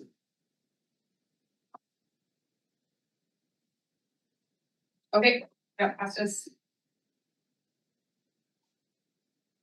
Okay, your third one. Okay, this one will have no discussion, I'm sure. So I'm gonna change the motion that's written in the agenda. I'm gonna change it just slightly. So I'll move that the board approve the amount of municipal director's monthly stipend to be 1/2 of rural director's monthly stipend effective January 1st. We have a second. Thank you. Discussion, go ahead. But if you want to open. Sure, thanks, Chair. I have a lot to say about this, but I'll just say to open that I just went by the UBCM remuneration guidelines to go with 50%. I'll leave it there. Pop off Page, Lund, Jackman, Weatherhead, DeBoon. Hold on. You're right, I won't take the notes. Pop off, hold on, let me just get this all. Pop off Page. Lund, did you have your hand up? Sure. Jackman. Weatherhead, did you have your hand up? DeBoon, you had your hand up? Not that you can't put your hands up, but. Okay, everybody wants to know. Okay, sorry. Pop off, go ahead. Yeah, thank you, Chair. And through the chair, I've sat on the remuneration committee in 2021. And what we used was the UBCM as a guideline for our stipends for chairs of committees, etc. So I think this resolution is in order. As far as I'm concerned, I would consider supporting it. Thank you. Paige, oh, I'm just gonna go in physical order you're in, because someone certainly wants to speak. Go ahead, Hannah Graf. Oh, no, I was ready to get, anyway, okay, so I'm just gonna reiterate, there was 1 out of 20 people said something about this. It was the only thing around compensation. And we compared this RD to other RDs. We're very well compensated, and I'm gonna say that there is also a fundamental difference between an electoral area director and a municipal director. The municipal directors get paid by their municipality as well. They have a council and staff they can rely on, as opposed to electoral area directors who carry the full burden, the accountability and the decision making for their area. So I'm opposed. Thank you, Paige. I'm just chasing down the remuneration guide, and I'm curious, since Director McLaren has already looked at it, where is the 50% coming from? You change it from 2/3 under a certain principle, but change it to half because the guide says something. Can you just expand on that a little bit? You may. Yeah, it's 2019 UBCM remuneration guidelines on page 24. Municipal director base salary is set at something. EA director is double that. Chair stipend is a different multiplier. Thanks. Director Lund. Okay, Director Hannah Graf answered my first question, and I think my second question, just currently, what are we at? You're about a third. We're at a third. You're a third of what our rural director is. And then one single point in terms of equity of pay, I'm always so uncomfortable about this because there are small municipal governments where it's essentially a volunteer position. So just reminding that no matter what, a municipal director in a small community is not going to get paid their worth. And just a point as well that by sitting on the regional district, yes, there's extra expectations, but I'm always very conscious of the fact that the equity or what small municipal councillors are being paid, it's a volunteer position. So we're never going to get paid well, and work is very, very much the same, even though it's a small. Yes. I never say that, so I'm saying it today. And just to your question, municipal directors make about 18,000 a year, and EA director makes about 48. Yeah, and I'm not speaking about here on the board, but just in general. I just wanted to answer that question. Thank you. Jackman. Just thanks for bringing this forward, and thanks for making it happen, anchoring it in something that's false. Because without living your life, I can't understand your work level, but you're not debating it sometimes. Support. Weatherhead. Oh, thank you. My question, through Chair, I guess to staff is, so rural allowance has come out of S101. So if we increase only the municipal, then that's coming out of S100, which we all pay into, whereas S101 only rural directors pay into. Is that so? Through the rural residents. Everything's correct except all of the rural allowances does not come out of S101. No, I know. There's a portion of it. So part of the rule, part of the remuneration for rural directors comes out of general admin and part of it comes out of rural admin. But yes, 100% of municipal comes out of general admin, but there's a split on the rural side. Thank you. So supplemental to that, then, in that split, what portions of that 48 is would that represent, like what is it representing exactly in a rural admin? Is there a Through the chair, I'm not sure if you know the other top, is that something tells me it's 39%, 3961 or something like that. It's not an even number, but I think 39% of the base rural stipend gets allocated over to rural admin. I think it's something like that. Yeah, what's supplemental to that? Well, thank you. Yeah, so we talk a lot about equity, we hear that word a lot. Then yeah, I think because our rural residents are also paying for our municipal directors. Is that fully then? Like, meaning everybody is paying for, whereas rural residents pay another portion of their rural directors just from rural. So it just it just seemed I don't see the inequity that I'm hearing about because our rural residents are paying portion of us anyways. So yeah, that was just my point, but I see the inequity at this other level. So thank you. Well, I started with the assumption that we were already being paid half of what electoral directors are, and I see that's not the case. And I look at the work that I do as mayor, and then the proportion I do as RDCK. I would say I'm doing the full mayor's work, but about another half more to keep up with the RDCK work. You know, we have Requested Valley Services, which is in addition to what's here, and I have certainly delegated some things away. But I think 50% or approaching that is a bit of it's a fair assessment, I think, and again for those that are almost doing things on a volunteer basis, I think it's fair to them as well. So I think all of us can put in whatever level we want. That's our own personal choice. But if they're putting in a great deal of time that doesn't match what we're being remunerated for, I think that that deserves some consideration. And I guess my other point is, I would love it to be retro. Perfect now. Okay, I'll speak to Cunningham. You're on the list now. Graham's on the list now. Okay. I'm gonna go ahead and speak in and say that I was actually the one that did comment on our survey indicating I supported this, that I thought municipal directors were once I realized that the discrepancy, and noting that even things like our conversations around all the committees that we might be a part of, but then at this board, or sorry, not a part of, and then you come to the board and you're expected to know and vote on things.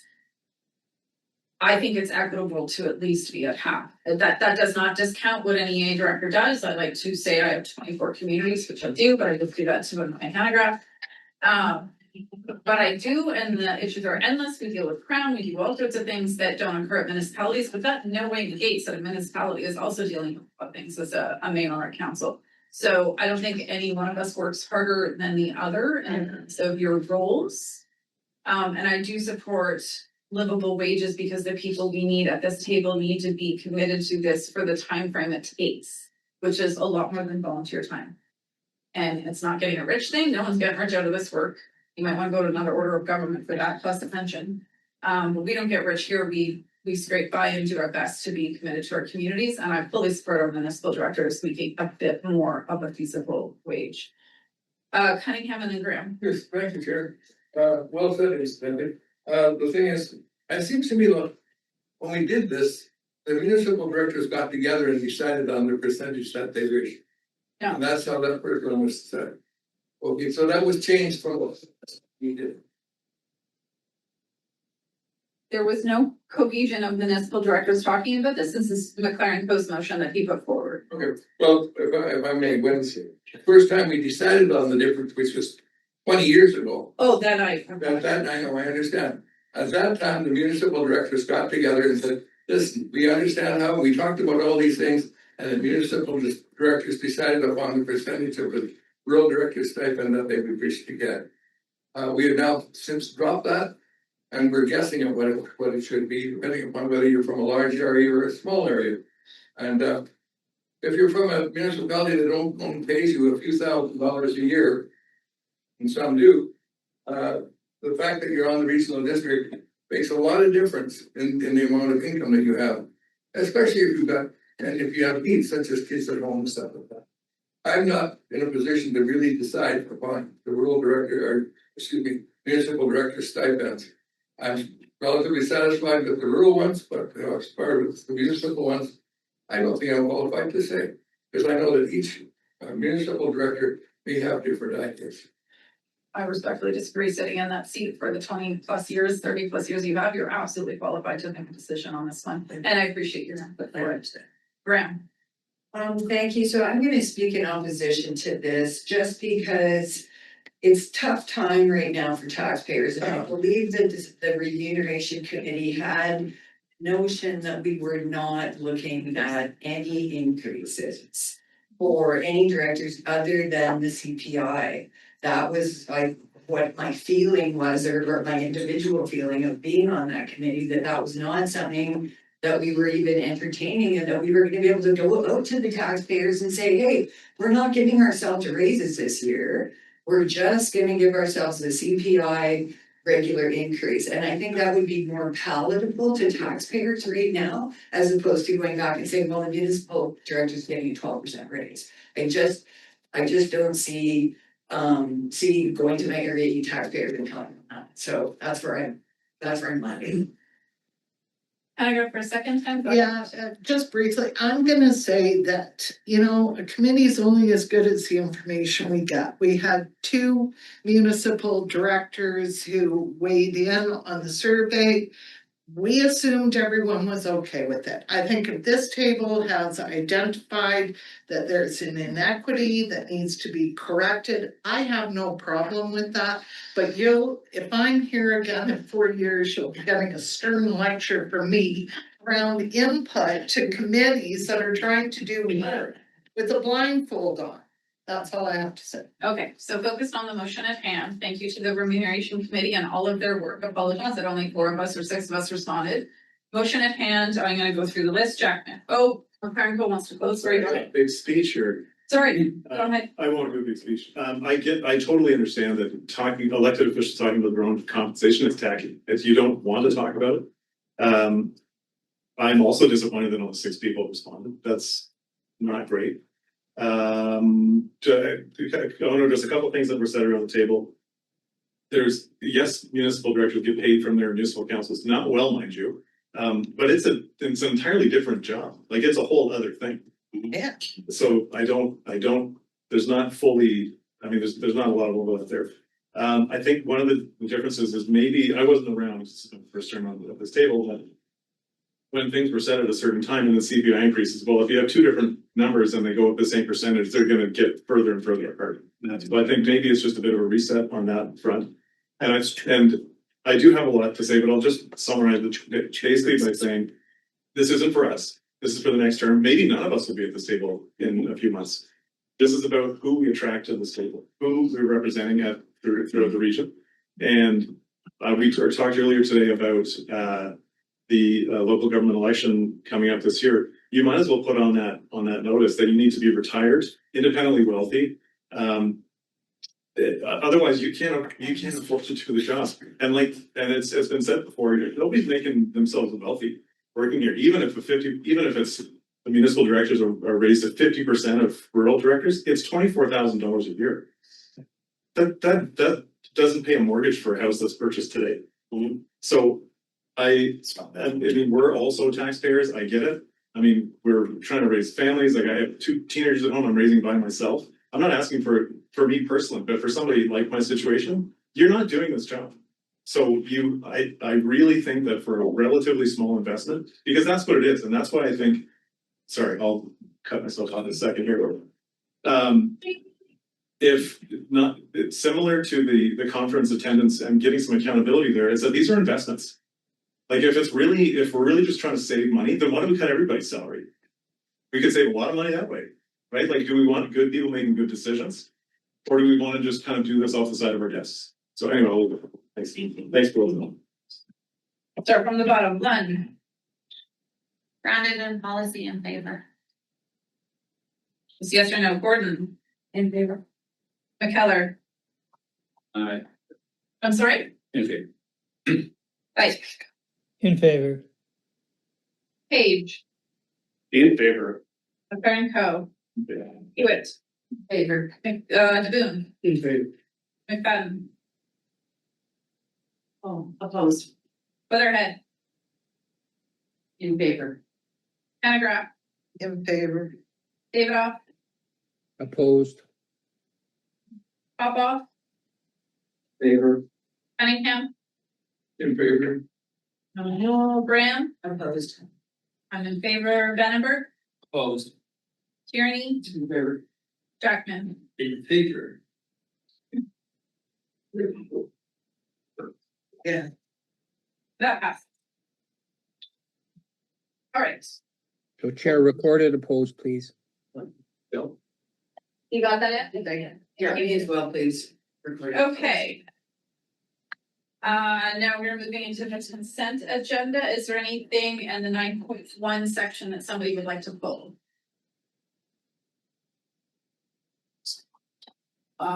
Seeing none. In the 9.2 section, would anybody, no, 9.2.4, I will go to Director Boone on that one. Other ones that you would like pulled? So Chair, sorry, I missed the 9.1. What of 9.1 would you like pulled? Just the area I minutes, just for information. Area I. And is there a correction you need to make? 9.1.5. We're talking about the Kootenai Lake Partnership and the Slocan Lake Partnership. In those minutes, our APHC made it very clear that we need to investigate the Brilliant Head Pond Stewardship Collaborative, reinstatement of that. So I just wanted it noted at the board meeting that we will be working on that. Thank you, Chair. That's all I wanted to share. Thank you. I've got you on that. The Boone, I just want to see 9.2. We're good, only the one for Preston Valley? Okay, go ahead, Director DeBoon. 9.2.4 is placed on the agenda for Ballot Services meeting, which is July 20th. You're just, do you want to refer it there, or do you want to just go ahead as the chair to put it on that agenda? Oh, we'll refer it there, but it'll have to return it for approval, so. Oh, yeah, it'll always. It will go through Preston. So you're moving referral to Preston Valley Services. Do we have a second on that?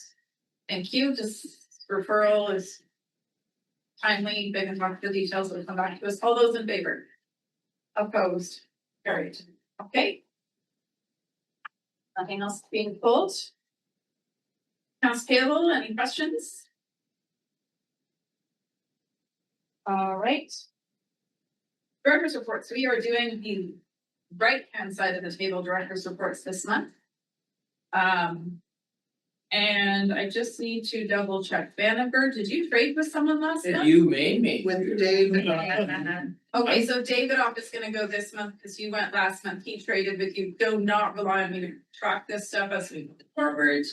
Davidoff, go ahead with your director's report. Holy cow, that was quick. We're rocking and rolling in Area I, dealing with seal coating, and I just sent out a seal coating email to Premier EB, inviting them to the Shore Acres Seal Coat Games. Let them please come and participate in the 5 events, pentathlon, that we are organizing for all these elected officials, and they can come barefoot and come and feel how our constituents' pets' paws feel walking on seal coat. Thank you, Chair. Thank you, Director Davidoff. So then we would go, Director Lund. Okay.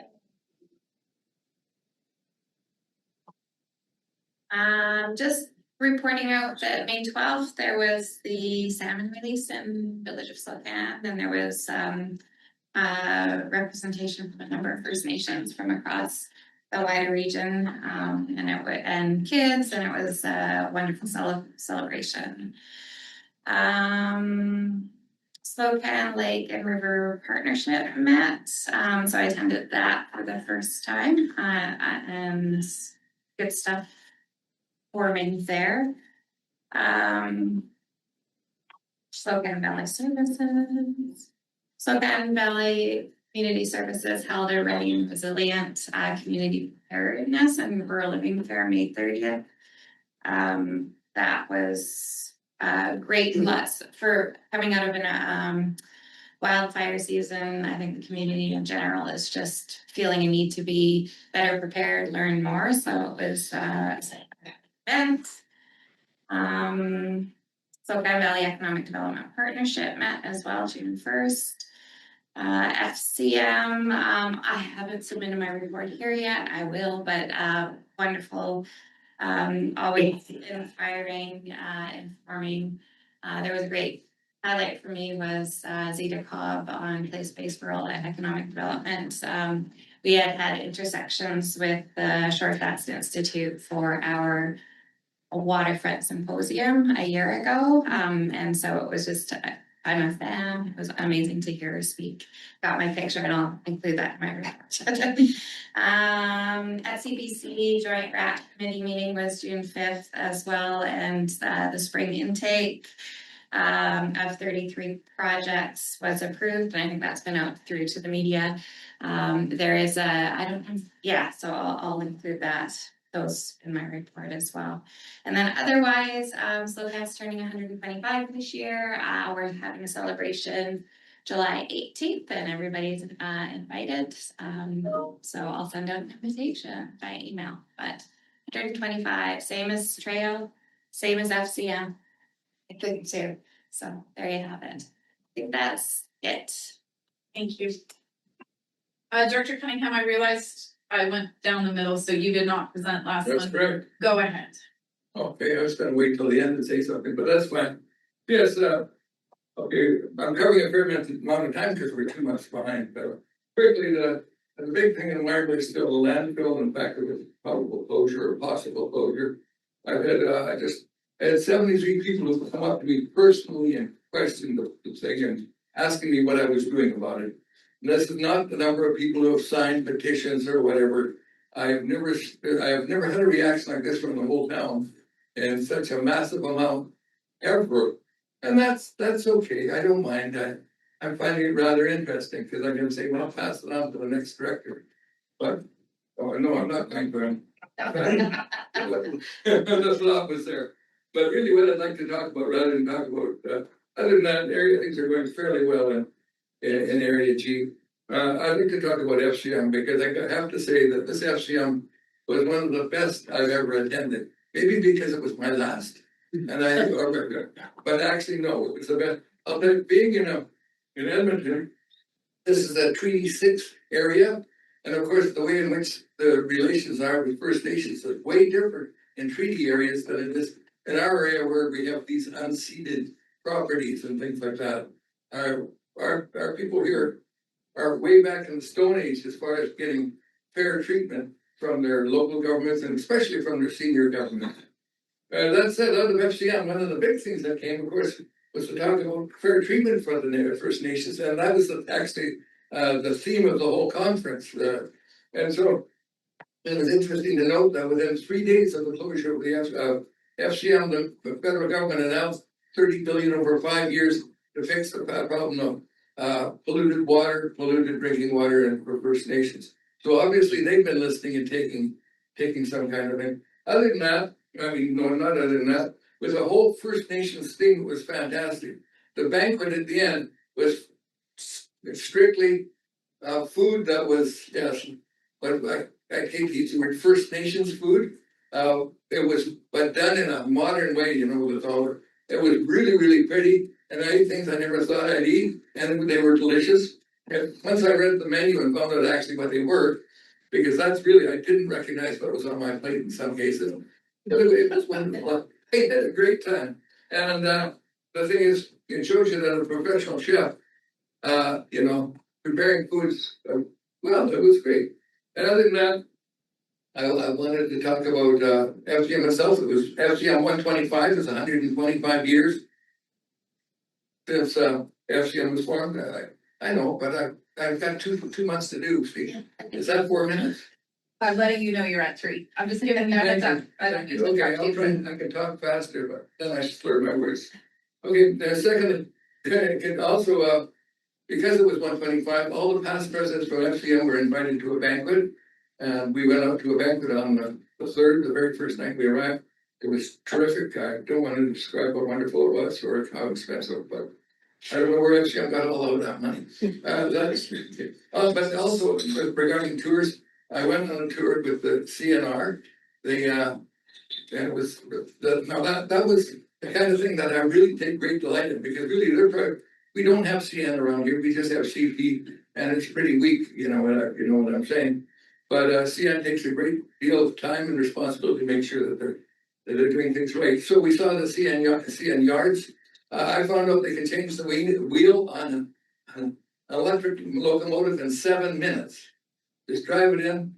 Oh, it's amazing. It's like one of these things that you see in stock car races and stuff like that.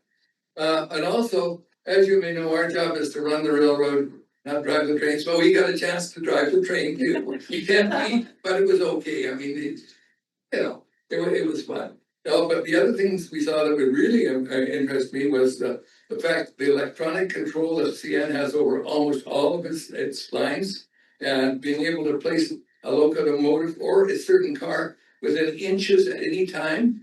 It's really just amazing. Went through the control room and everything else. Then they talked about the sidings and things that still have the old fashioned hand up printed type of thing and how those were controlled. And then in the end part of the tour was we saw what CN was doing with regards to firefighting. And they actually have firefighting cars, which could be mounted on flat cars. They have regular firefighting equipment such as the kind of guns and stuff that we have on our big fire trucks. And they can do a train of cars behind them filled with water. But the other part was that I thought was interesting. They also have sprays, a rail of sprays coming down, so they can wet the track on, 4 or 5 meters on either side of the track anytime they're in a hazardous situation, such as the ones where they have the grass fires. And last but not least, the fires caused by locomotives, they found out that in fact that they weren't cleaning the stacks on the locomotives and they get carboned up. And so when a locomotive is working hard, it's spraying up sparks. And so now they are cleaning the stacks on their locomotives regularly. Sort of like brushing your teeth, you know what I mean? That's it. Page Okay, 4 minutes, 5? 2. Two. Sorry, it's 2. Okay, don't forget on Wednesday, FIFA's coming to town, down at Lakeside. It's gonna be busy and crazy, so if you have errands to run and you don't wanna fight with it, do it on a different day than Wednesday. And if you wanna come to Nelson and enjoy a great summer day, a lot of activity, a lot of music and a lot of celebration, could be quite exciting. The Civic Theater got a ready grant for $500,000 from the provincial government to do investments in their renovation. Now that we're moving on to interior spaces, they will be positioning themselves up at the chapel on 10th Street. If anyone hasn't been in there for a while, for the summer, that's where the theater will be. A little A-frame 1960s, 1950s building up there. FCM was great, learned a lot about AI, not just how it's applicable in those general sense that we see in the news, but also unclouded AI, because a lot of use cases can actually exist on older hardware and things like water systems, and they don't need to necessarily be linked into a broader system.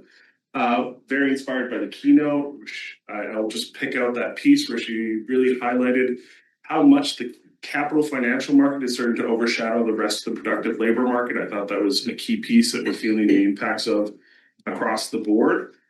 Key takeaways were really that local government requires partnership across all the other major pieces from the provincial to the federal. That there's a big national defense policy and municipal governments see a role to play in terms of executing on that, both from an infrastructure standpoint, but also for how we build skills and trades. Housing, homelessness, and mental health demand coordinated federal action response. There's a real big issue. We saw, I don't want to celebrate everything from the very good food and the very good art in Edmonton without also acknowledging what we saw was some pretty abject poverty in downtown Edmonton. And that's just a challenge we've all found ourselves struggling with increasingly. And so the other big thing through the course of the agenda was food systems and agricultural infrastructure. So local government continually is getting pulled into more of a discussion on how it can help and support coordination so that our food system logistics are running on shorter supply chains and more localized and more beneficiary to our local communities. And I think that's most of my things. Okay, I don't know how far back to go, but so I think I've reported in the past that the Udashenia Hall is now called Harry's Hall. It's been sold. It's become quite an active music venue. There's open mic almost every Friday night and an all ages thing on Sundays. It's very active, which has brought a lot of questions from the community around what they're allowed to do, what they're not allowed to do. And I always say Castlegar actually has 3 mills. We have the sawmill, we have the pulp mill, and we have the rumor mill. And the rumor mill is running 3 shifts right now, all around Harry's Hall. So that's going on. I also attended and spoke at the reopening of the Heritage Museum, which is down by the old train station in Castlegar. So I spoke on behalf of the residents of Area J on that. I attended the Selkar stakeholders meeting and did the tour, which you missed out on, Director Chapman. It was actually very, very interesting. And like, they've got over 400 employees, but all we saw was like the odd person here and there with a bank of computer screens. It's pretty amazing. So that's sort of in the past. Coming up, and you've heard me talk about this before, Can Jam Music Festival, June 28th, which is a week Sunday. They have 3 live acts. One from Toronto, so it's a really good cultural exchange. I mean, how better to know a culture than through music and food? And the food is really good. So that's on the 28th. And then on Canada Day, I'll be joining my friends from the city and handing out hot dogs this year for the Canada Day celebration. So that's always a fun event too. And yeah, so as I say, everything's A-okay in Area J. Dr. McKellar. Yeah, I guess one exciting thing we're looking forward to in the village is CPT seems to be doing a lot of the heavy lifting, but we're partnering with them for some housing in Salon, which is very exciting. And then that, yeah, we're focused on our Canada event to make it a success as usual. And another thing we're excited about is it's Salmon's 80th birthday this year. So I'm actually, as council, part of a working group to plan that event for September 26th. We can plan something fun and successful. Thank you. Dr. McFadden. Right, I'll try not to double up on what my fellow area Dre, because a lot of it overlaps. Housing, big in Casper, we've going through town, I see quite a few big housing projects on the go, the one at the Pioneer site and a few other ones to add well over 100 something housing in community. So that's exciting, working on that for a long time. Selkar, tour as well, Mercer, and their stakeholders meeting. What came out of that is a lot of need to think beyond forestry for advocacy work within our economic development regions, thinking about how labor decisions affect, adding 6 days of sick leave, how much that adds to their bottom line of what they just have to budget, that these decisions that are being made that maybe not be thought about, how they're impacting some of our already industries that are struggling already. So it was good, came back with some ideas from that, specifically around UBCM, what we might look for there. Airport RMP is coming along finally. We were actually meeting monthly and it seems to be making some progress. Who knows what will happen, but it is making some progress. So Maybe eventually we will not be canceled, or we'll actually have flights in and out all year round. So we are working on that. Probably won't be done until after my time, but it is progressing quite well. Economic development, our Casper Economic Development and Chamber has won 2 awards, which we're really happy for them.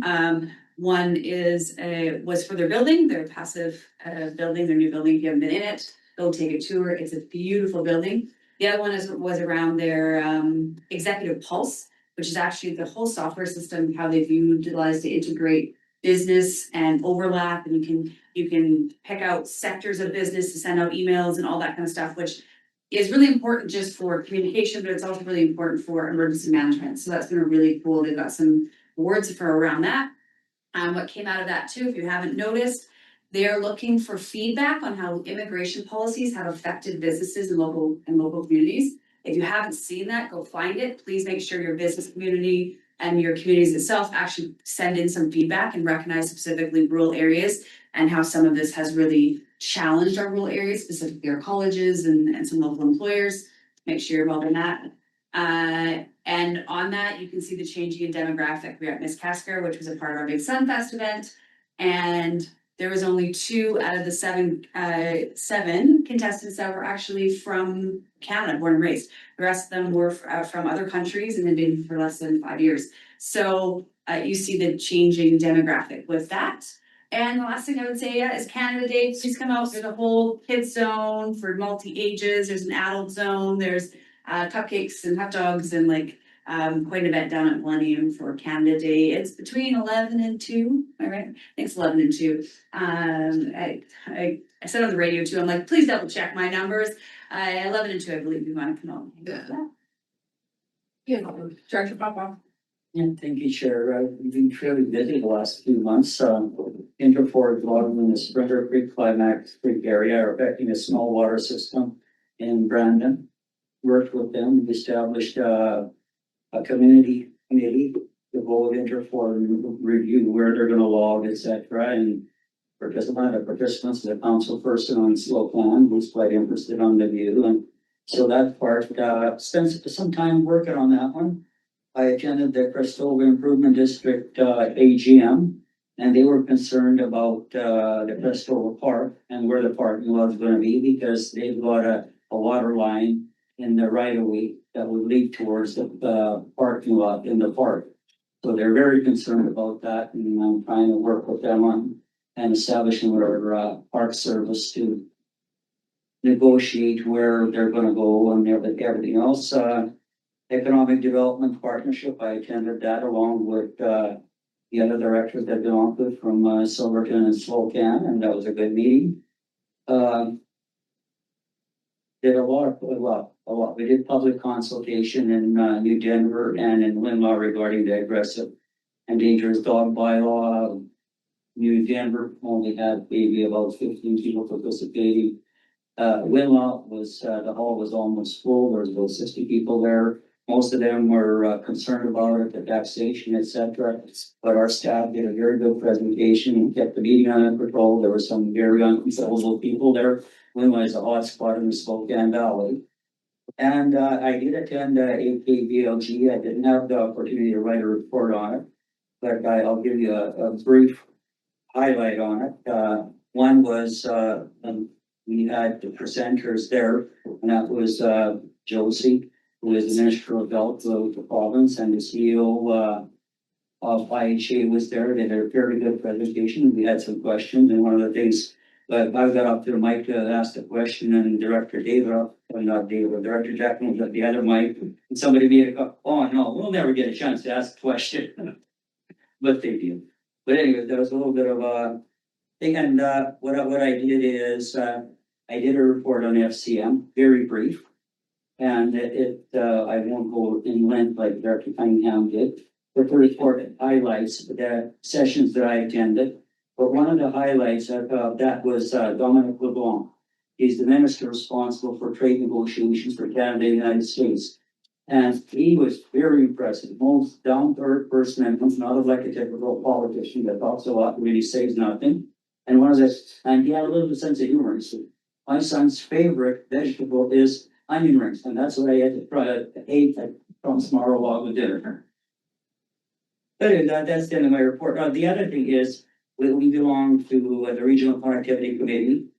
So with Director Jackman, and I approached Director, we'll take turns reporting on it. But Director Jackman insists writing a report all the time, so there's no need for me to write another report on it. He covers everything that we talked about. We had a few meetings and we are proceeding, Columbia Broadband Corporation is proceeding now with deploying fiber to the home in the Rosemary area and further up north, right to the Macasp and I believe in area K to a certain degree. So they're just starting that. We've got permits in place, etc. We're still starting with permits in the southern portion because that's most important. Says. Was I 2 minutes? You were 4. Oh, no. Better speak fast. That's okay. I know this is occurring. Okay, so I'm gonna try and not talk about anything in my novel that I submitted as my report, because I know you all read it for morning interest. So not in that report, I will note that, instead of going to the Federation of Canadian Municipalities, which I have not done for several years, is I attended an online conference on AI, put on by the Council of Canadians and several other participants to talk about AI. And the workforce and government and other avenues. And that was, it's been a big focus of mine is to research, understand, and know how to work with that. And also I'm not favored, so I'm trying to learn a lot about it and be open-minded, but currently I remain closed. Ministry of Transportation seems to take up a lot of my time, right? I know this is in my report, but it's worth noting how the public is treating right-of-ways in rural areas is like it's private property, and I just need to acknowledge the staff at Ministry of Transportation on that file have been so on top of it and doing everything they can to try and get resolution despite having any enforcement mechanisms. That being said, the roads in North Kootenay Lake remain a major issue and there's no response on those. We did have an evacuation alert in all of Lardo Valley during a power outage, and this rendered the requirement for a door-to-door knocking because the landline stopped working. So we had search and rescue knocking on doors at midnight, and I want to thank our EOC for usually with alerts, we would not go out in person. It would only be for an order. But given there was no communication, they did do that. It was presented very close afterwards. Power outage issues and landline issues, as you'll see in my report, remain consistent problems that even after a decade are still big issues in Meadow Creek or Lardo Valley. In better positive news, I attended the Castle Community Services 50th anniversary. You were away for FCM at the time, but I did attend and spoke on our behalf. I said our, because I did acknowledge we work as a team. I also was so grateful because they were one of my first employers and one of the first organizations that, through the work that I did with them, created an accredited food hub for Canada. They were the first one in Canada to do that, and I built that under Ramona Faust, who was a former executive director over there. So really acknowledge their groundbreaking work in food systems as a community service. In regards to that, there's a policy institute that I cannot remember the first name of, but I've just submitted my food systems rule guidebook to them, as well as the grid stability program we submitted or we created in the Lardo Valley in conjunction with the regional district as to rural resiliency projects. I highly recommended them. Columbia River Treaty Local Governments Committee, I noted in my report, the Duncan tour was incredible. I was actually gifted 2 maps that were hand-drawn previous to the dam. I'm gonna get them framed. I was almost in tears when they told me at the end they were gifting them to me. They're so cool. I love maps. Learned a lot, learned so much that I was surprised by because I thought after a decade on that committee, I'd know as much as I could. You always learn more. That committee, the Columbia River Treaty Committee, is meeting, I believe, at minimum twice a month. It's still very active, and we have another meeting next week. A lot of work still going on there. Keep us on that as well. I see you nodding. And last but not least, not with my director's hat on, but because I can never not do things. I am back on the Jazz Fest board, and I'm happy to report we are having a block party on our usual weekend. Not in the Bay, but we will be all over Caslo working with venues. They will be free, they will be paid venues, it'll be a block party. So that information is out there, it only got released yesterday. And I just wanted to let you know, because we're talking about celebrations, I don't know anything about what's happening on Canada Day, but I know August long weekend, we're having a block party. Great. 3 minutes and 51 seconds for me, I'm over too. Okay, we got everybody right. All right, closing the meeting to the public. Moved, seconded. All those in favor? Opposed? Carried. Do we know who MJP is? It's coffee. MJB, if you can log off. Thank you very much. Pardon? Just saying it sounds like a different form of peanut butter and jam. It's not a big deal. Okay. Mumbling to myself. A motion to recess open. Thank you. Thank you. Discussion. Of course, Chair. I had a notice of motion. We didn't take it. You can still submit it to Ange. Pardon? You can submit it to Ange for next month. Yeah. All those in favor of recess of open meeting? Anybody opposed? Thank you.